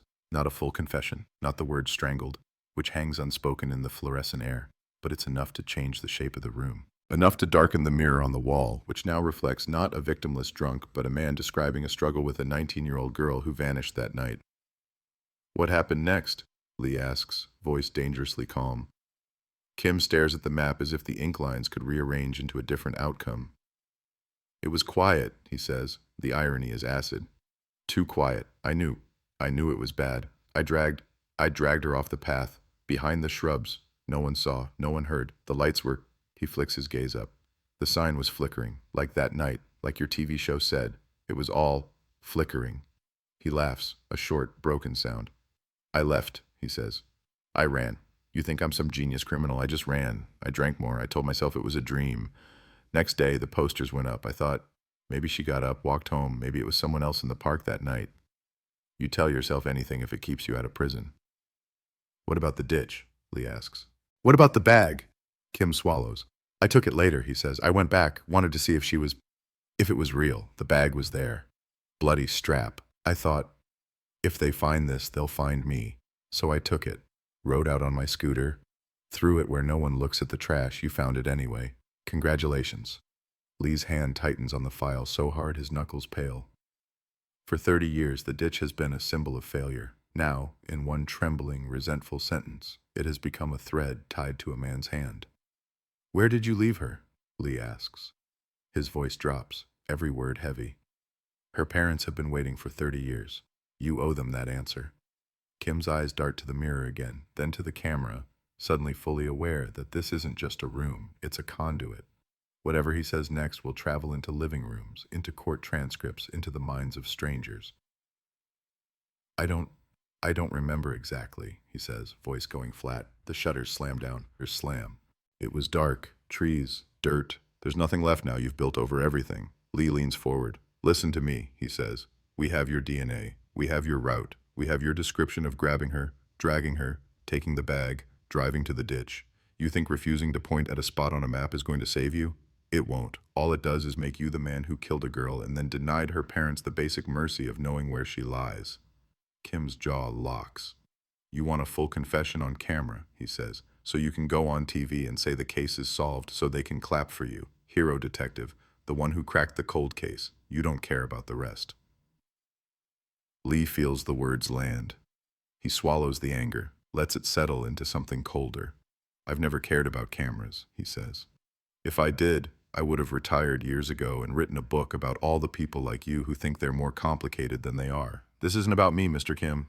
It's about a girl who didn't make it to 20 and 2 parents who sleep under a photograph instead of a daughter. You chose the dark once. You're sitting in the light now. What you do with that is on you.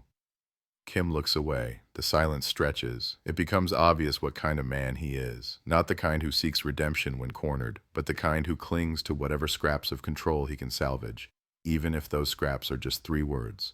I don't remember. Eventually, Lee stands. The chair scrapes back. For the record, he says, the procedural tone back in his voice, you have admitted to approaching the victim, grabbing her, dragging her from the path, returning to the scene, and disposing of her belongings in a remote ditch. You claim not to recall where you left her body. This statement is being recorded and will be submitted to the prosecutor's office. Kim doesn't respond. His shoulders slump. The fight for now has drained out of him. When officers step back into the room to escort him to a holding cell, he doesn't resist. The door closes with a final metallic click that reverberates down the hallway. Outside, word has already spread. News banners flash with breaking alerts. Seoul 1993 cold case. Suspect confesses to key details, they proclaim. Old footage of search parties and grainy photos of the park roll across screens. Commentators talk about closure and justice delayed but not denied. On social media, strangers type the girl's name as if they knew her. In a small apartment that has barely changed in 3 decades, her parents sit at the edge of the bed they once tucked her into and listen to a liaison officer's careful summary. The words are clinical: suspect, DNA, admission. But underneath them runs the current of something raw and devastating. Confirmation that she didn't just vanish, didn't just step sideways into thin air. Someone grabbed her. Someone crushed her last words against his palm. Someone threw her school bag away like trash. The mother cries quietly, not the wild, keening wail of initial loss, but the exhausted sobbing of a woman whose worst imaginings have been given names and details. The father stares at the wall, jaw clenched, eyes wet. When the officer finishes, there is a long pause. Did he say where she is? The father asks. The officer lowers his gaze. Not yet, he answers. He claims not to remember, but we're not finished. We're searching. We won't stop. The father nods once, a jerky, unsatisfied motion. Somewhere between his ribs, relief and rage twist into a knot too tight to separate. Back at the station, under harsh fluorescent lights, the file that once bore only the word unresolved now has new pages clipped to the back. The the lab report with the DNA match, the transcript of Kim's halting partial confession, a fresh charge sheet ready for the prosecutor's stamp. The cold case is no longer frozen.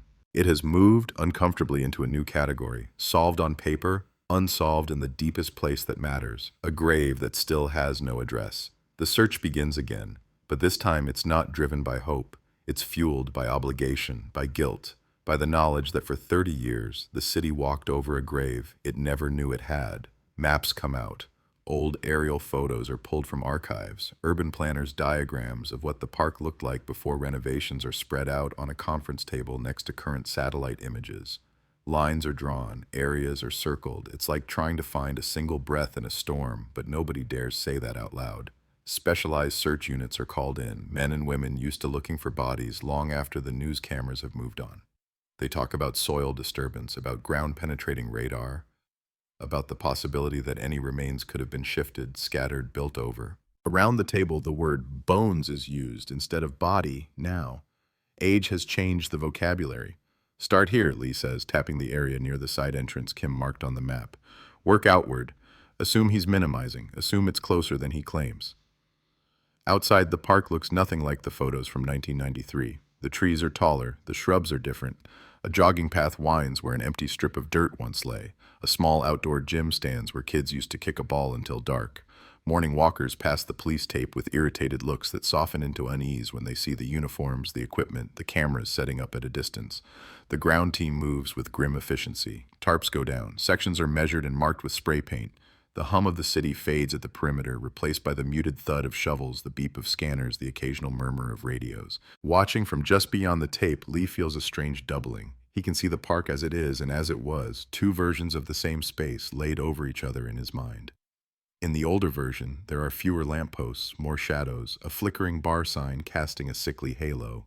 In the newer, there are fitness machines and smartphone screens glinting in the sun. News of the renewed search leaks almost immediately. Reporters gather along the fence line, taking shots of officers moving soil, of dogs sniffing the ground, of machinery being unloaded. Microphones point toward the cordoned-off area like accusation. The phrase, Seoul 1993 cold case, glows again on live broadcasts, paired now with words like remains, closure, and grisly. In a cell across town, the man at the center of the storm sits on a hard bunk, staring at a blank wall. Kim's lawyer has finally arrived, a wiry man with sharp eyes and a briefcase that clicks open like a warning. He's listened to the interrogation tapes, he's seen the DNA report, he knows what he's dealing with. You talk too much, the lawyer says flatly. You should have kept your mouth shut. They have you on tape connecting yourself to that night, to her, to the bag, to the ditch. From this point on, you do not answer questions without me present. Understood? Kim nods, almost absent-mindedly. His mind is not in the cell. It is somewhere 30 years behind him, in a park that smelled of damp earth and cigarette smoke, under a sign that kept buzzing in and out, like a conscience he could ignore if he was drunk enough. They're digging, he says. In the park, I heard. The lawyer closes the file, leans back. If they find nothing, I argue that your statement was coerced, made under duress, that the DNA transfer was incidental, he says. If they find something, then we argue intoxication, lack of intent to kill, panic. Either way, you say nothing else. Kim rubs his hands over his face. What if they do find her, he asks. It's not fear in his voice this time. It's something closer to disbelief, as if even he had started to believe she had dissolved into the city's concrete along with his guilt. Then you'll be lucky if your trial isn't broadcast in real time, the lawyer answers. And you'll spend the rest of your life in a cell instead of a courtroom corridor. That's the reality. You should have thought about that in '93. In the park, the scanners beep steadily over the soil, translating the hidden into waves and spikes on a screen. A technician kneels beside the monitor and frowns. What is it? Lee asks. Anomaly, she says. Could be construction debris, could be tree roots, could be something else.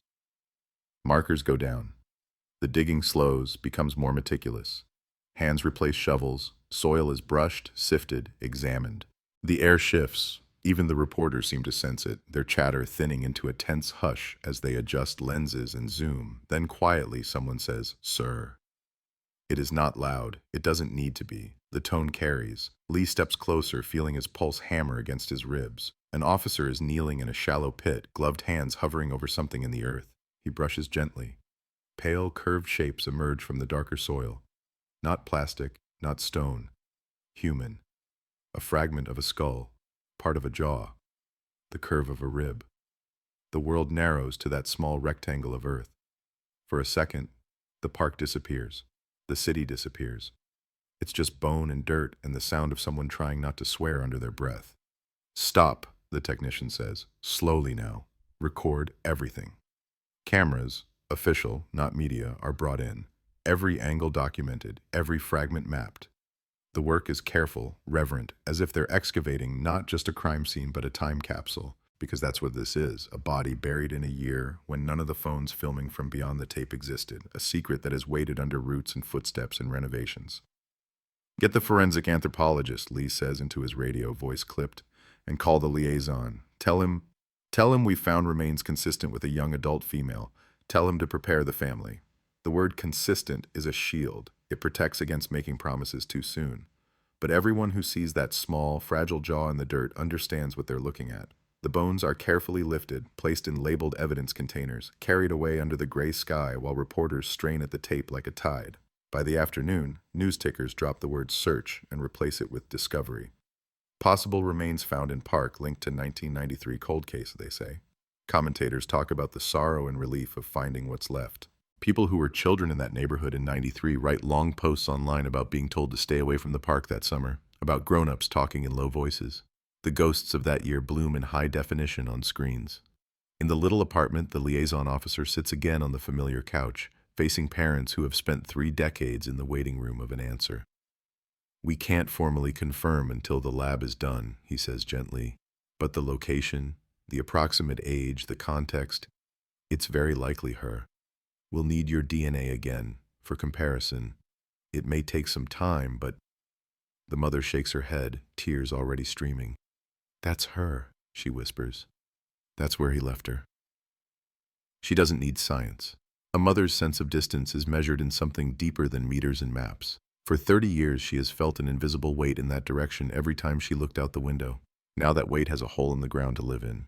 That night, in the station, the lab confirms what everyone already knows. The mitochondrial DNA from the bones matches the mother's. The nuclear profile, degraded but not erased, fits the partial profile from the backpack in the system. The numbers line up with ruthless neutrality. They call it identification. The word feels small for what it carries. Detectives gather in the briefing room as the forensic anthropologist walks them through the findings. Female, late teens. Trauma to the hyoid bone, consistent with strangulation.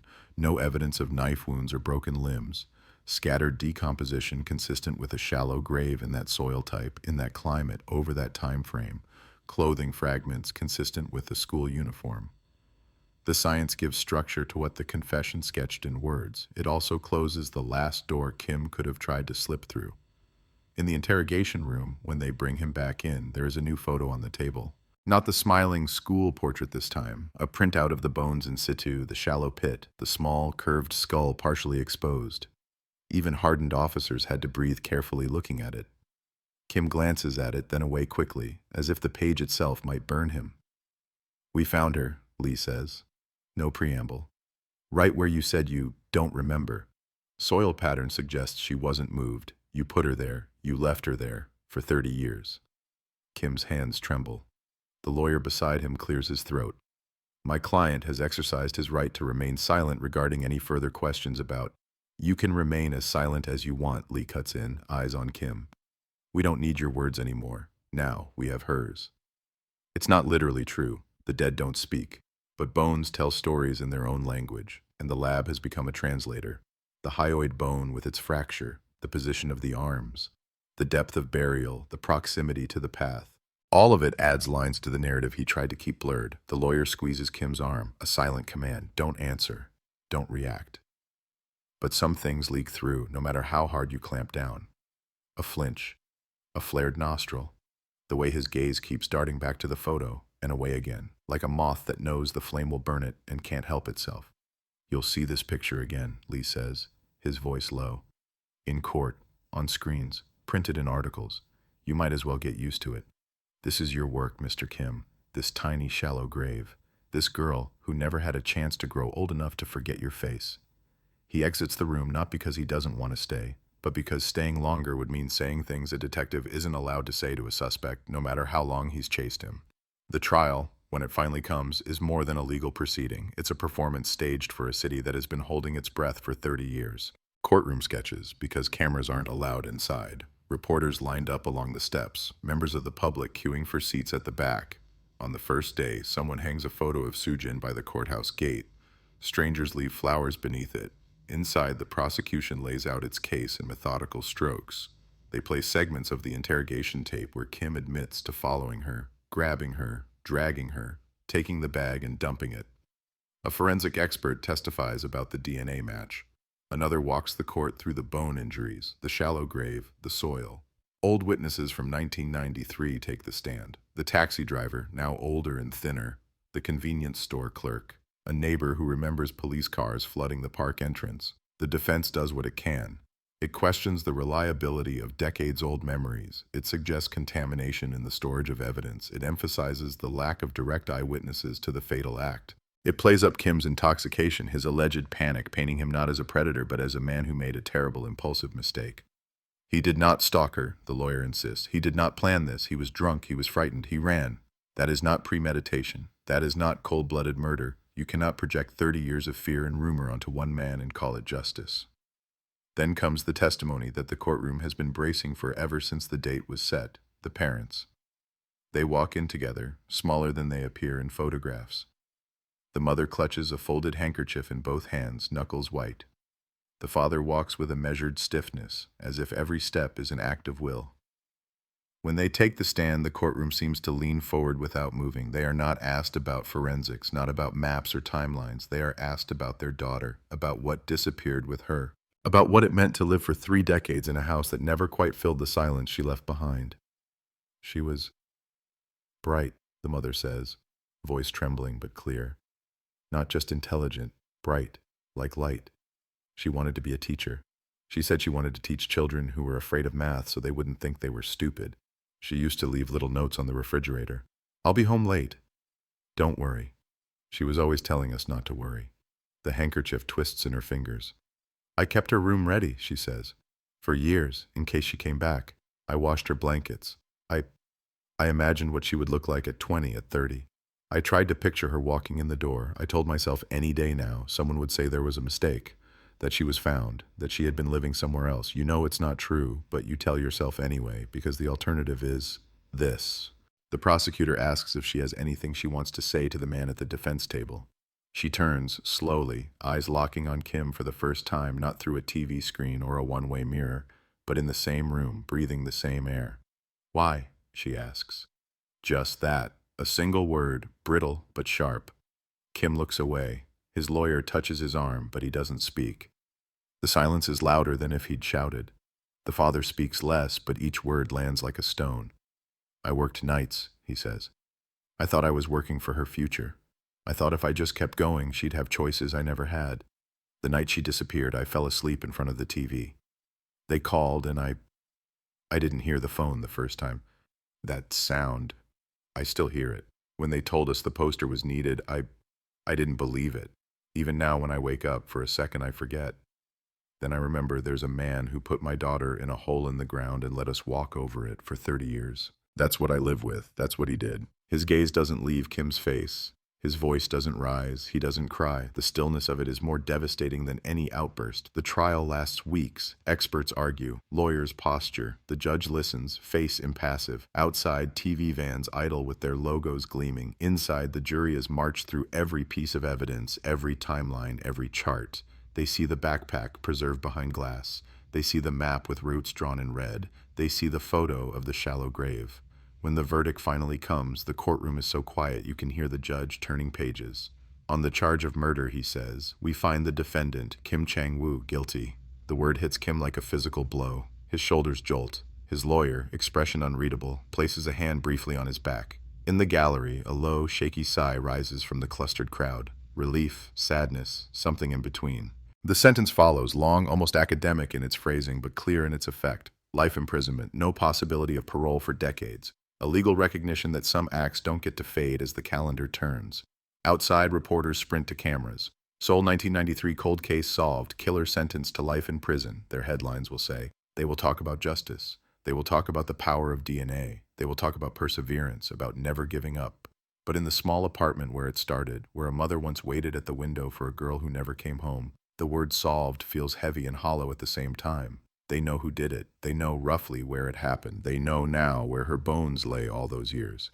And yet, when the house falls quiet at night, when the TV is off and the lights are out, there is still a 19-year-old's laughter missing from the space. In his own dim kitchen, long after the sentencing, Detective Lee sits with a cup of tea gone cold, the noise of the day collapsing into a dull ache behind his eyes. On his table lies a photocopy of the case file's new cover sheet. The red, unresolved stamp has been crossed through. Below it, in fresh ink, someone has written, "Conviction secured, case closed." He stares at the word "closed" until it blurs. Then he flips the page over. On the back, in his own handwriting, small, neat, in a pen that's starting to run out, he writes a single line: "Some doors shut without ever really closing." Because he knows what the cameras don't, that a cold case doesn't simply thaw and disappear when a gavel drops. It leaves behind scars on everyone who touched it, on the family, on the city, on the detectives who carried it like an extra badge under their skin. The monster has a name now. That helps. But the dark he stepped out of, the gap in the street where a girl vanished, the feeling that there are other stories like this still buried under parks and pavements, those remain. And somewhere, in a records room where the lights are turned off at night, a cabinet door closes with a soft click over a file whose story has finally been told aloud. But the echo of that click, the sense that something answered and something else did not, will go on ringing in the minds of those who listened. The city will sleep a little easier. But not completely, never completely. The story should end there, but it doesn't. Not really. Courtrooms are designed to give the illusion of endings. Verdicts pronounced, sentences read, files stamped and shelved. The world outside those doors knows better. Cases like this don't stop when the judge's gavel falls. They simply change shape, leaking into documentaries, late-night discussions, online threads where strangers argue over details as if they were there. In the weeks after the sentencing, the phrase "Seoul 1993 cold case solved" becomes more than a newsline. It morphs into a tag, a search term, a thumbnail title. Clips from the trial, artists' sketches of Kim's face, grainy photos of the park and the ditch and the shallow grave, all circulate and multiply. A streaming platform commissions a 2-part special before the ink on the judgment is even dry. They call it something like "The Girl Who Never Came Home," set it to somber piano and slow-motion shots of traffic lights changing in the rain. In one of the episodes, they replay footage of the park dig, the careful brushing of soil from the exposed bones. They cut that together with images of teenage girls in modern uniforms, stepping off buses, scrolling on their phones, headphones in, oblivious to the story they're walking through. The narrator's voice is low, deliberate, almost reverent, as if the tale itself has become a relic. People binge watch it over the weekend and then talk about it in offices and cafes. "Can you imagine waiting 30 years, someone says over coffee. "At least they got him," another replies. "At least they know." They say "they," as if grief and relief were a distant country they'll never have to visit. In a small apartment that hasn't changed much since the 90s, the Han parents are shown the documentary by a relative who thinks it might help to see how many people care. They sit on the couch, the same worn fabric that has absorbed decades of quiet, and watch actors reenact their worst days with careful lighting and scripted dialogue. The woman playing the mother cries in the right places.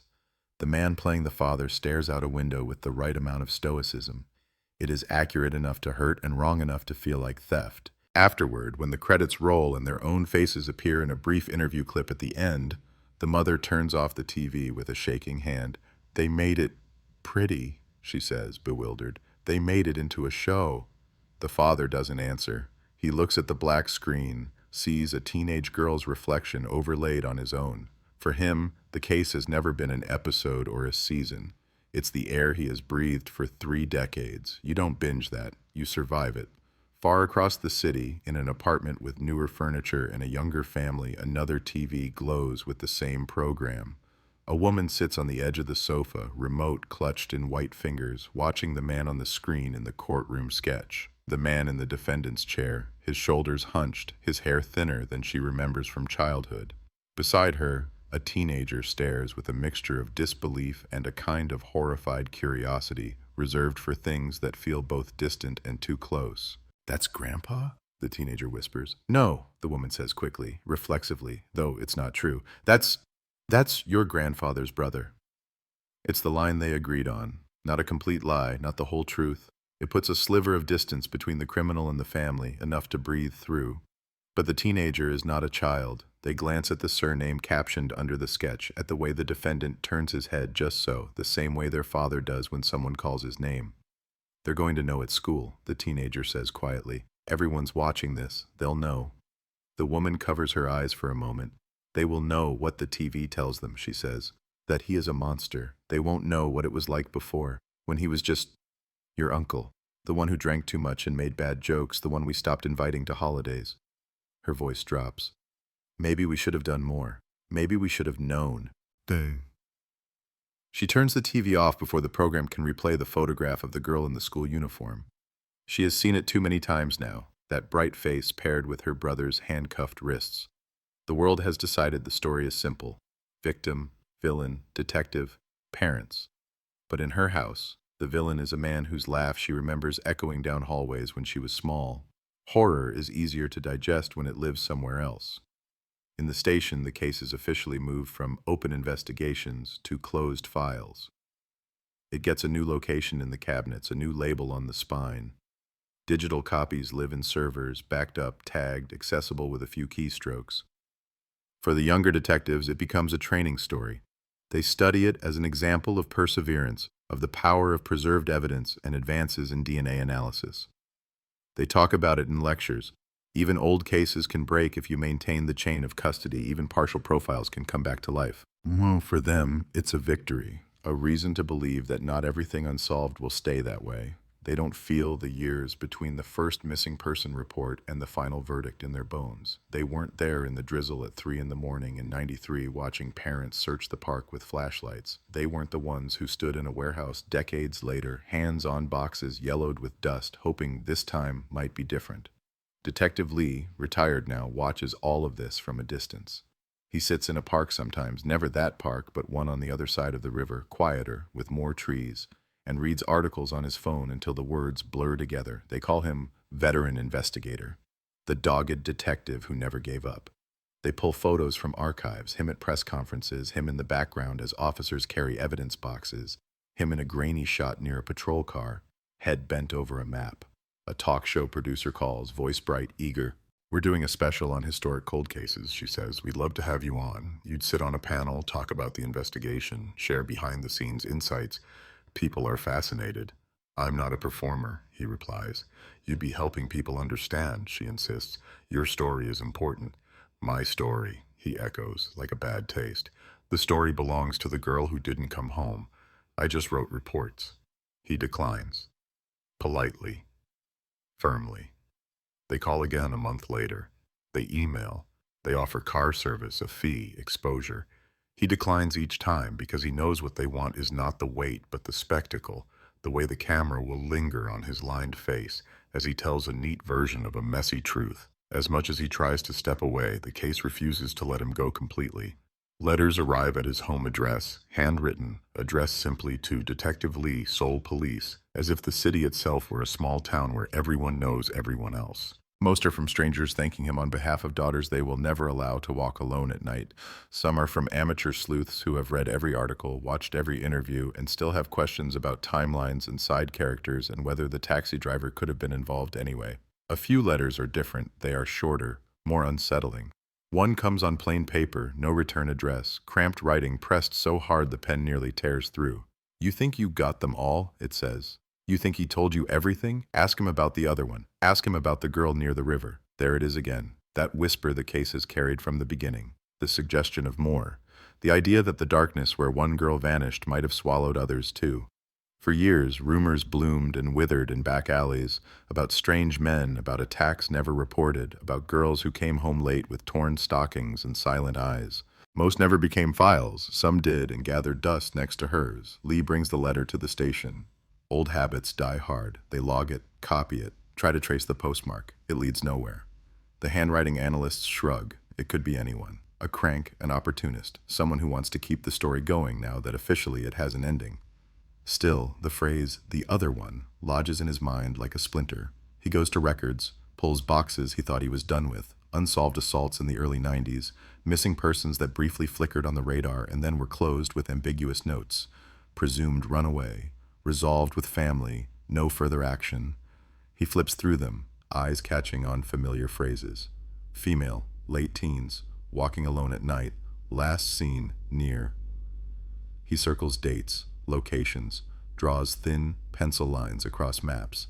It's not that he dislikes the word solved, it's that he doesn't trust it, not fully. Not in a city like this, with its layers of light and shadow, its corridors of forgotten rooms. He knows how easy it is to say closure when a court pronounces a sentence, and how hard it is to account for every night that came before and after. At the same time, he is careful not to drown in ghosts. Retired detectives who spend their days chasing phantoms in old files rarely end well. He balances his time between the records room and quieter things, standing in lines at markets, watching grandmothers bargain over fruit, feeding stray cats outside his apartment, visiting the graves of people whose families can no longer climb the hill. On a clear day, he goes to the cemetery where they have finally buried what remained of Han Soo-jin. The parents chose a spot on a slight incline where the city murmurs softly below and the wind moves through sparse trees. The gravestone is simple, her name, her dates, one full, one incomplete, born, and then a dash, and then the year they found her. They have written both years, 1993 and the year her body was finally brought into the light. To them, both are significant, the year she vanished, the year she returned. There are fresh flowers in a small stone vase, a photo in a frame, the same school portrait the world knows, only here it is smaller, more intimate. Someone has tucked a folded note under the frame, edges damp with dew. He doesn't pick it up. It's not his to read. He stands a respectful distance away, hands in his pockets, head bowed, not in any formal gesture, but because the weight of everything above this small patch of earth feels heavier if he tries to meet it upright. He talks quietly, to no one visible. "We got him," he says. "It took 30 years, but we did. I wish that mattered more than it does." A breeze moves through the grass. For a moment the city noise dims, and the only sound is the rustle of leaves and the distant hum of traffic. He imagines what she might have been at 50, had she lived. A teacher maybe, a mother, someone who leaves the park when it gets dark and tells her students to go home in pairs. When he turns to leave, he notices another figure a little farther down the row. The taxi driver, Park Jin-soo, stands by a different grave, thinner now, shoulders bowed. He sees Lee, hesitates, then nods once in acknowledgement. They don't speak. There is nothing left to say between them. Two men who were both haunted by the same face for decades, in different ways, standing in a place that contains the only answer that matters and still feels inadequate. Back in the city streets, life does what it always does, continues. New crimes replace old ones in headlines. New scandals push the cold case special lower on the streaming platform's homepage. Teenagers talk about different fears now, data leaks, online predators, things that didn't exist in '93. The park where she died has at least one more lamppost now. Parents still tell daughters not to walk alone. Boys still look at girls the way some men always have, and some girls roll their eyes and keep their keys between their fingers anyway. The phrase, Seoul 1993 cold case solved, lingers, though, like graffiti painted over but still faintly visible if you know where to look. It's in the way older residents glance at the park when they pass it. It's in the way a certain bus stop feels heavier around August. It's in the way a new generation of detectives, who were children when she disappeared, look at the cabinet where the file now sleeps and think, if that one broke after 30 years, what about the others? At night, in apartments all over the city, people scroll through true crime forums, reading and arguing and pretending the monsters live only in stories. On one thread, a user posts a photo of the old bar sign pulled from an archive, letters half lit, half dead. Someone comments, "It's creepy how much of this was just bad lighting and someone choosing the right moment." Whereas another writes, "There must be more victims. There's no way it was his first time." A third says, "At least they caught him. Some families never even get that." And in a corner of the internet where usernames replace names and avatars replace faces, a new post appears. Title: Cold Cases in Seoul That Still Keep Me Up at Night. First on the list, a girl who never got on her bus home, in a different district, a year before 1993. The details are incomplete, the file is thin, but the pattern is close enough to raise the hairs on the back of your neck if you're paying attention. Someone tags Detective Lee in an article sharing that post as if he is the city's designated exorcist for unsolved hauntings now. He smiles without humor when he sees it. He knows what they don't, that not every story gets an ending the newsroom can wrap a headline around, that for every solved after 30 years triumph, There are a dozen smaller, quieter vanishings that never become documentaries. That the neon from 1993 may be gone, replaced by LEDs and HD cameras, but the shadows it cast are still deep in the corners. The case of Han Soo-jin has a name, a face, a killer, a grave. It is, by every procedural measure, finished, and yet, if you stand at the edge of that park at night, just outside the reach of the brightest lamppost, you can still feel it. A thin, cold line running from the old bar corner to the side gate, from the gate to the trees, from the trees to the ditch, from the ditch to a records room, from there to a courtroom, from there to a grave, and from the grave into the restless minds of everyone who ever traced it. Some lines don't erase.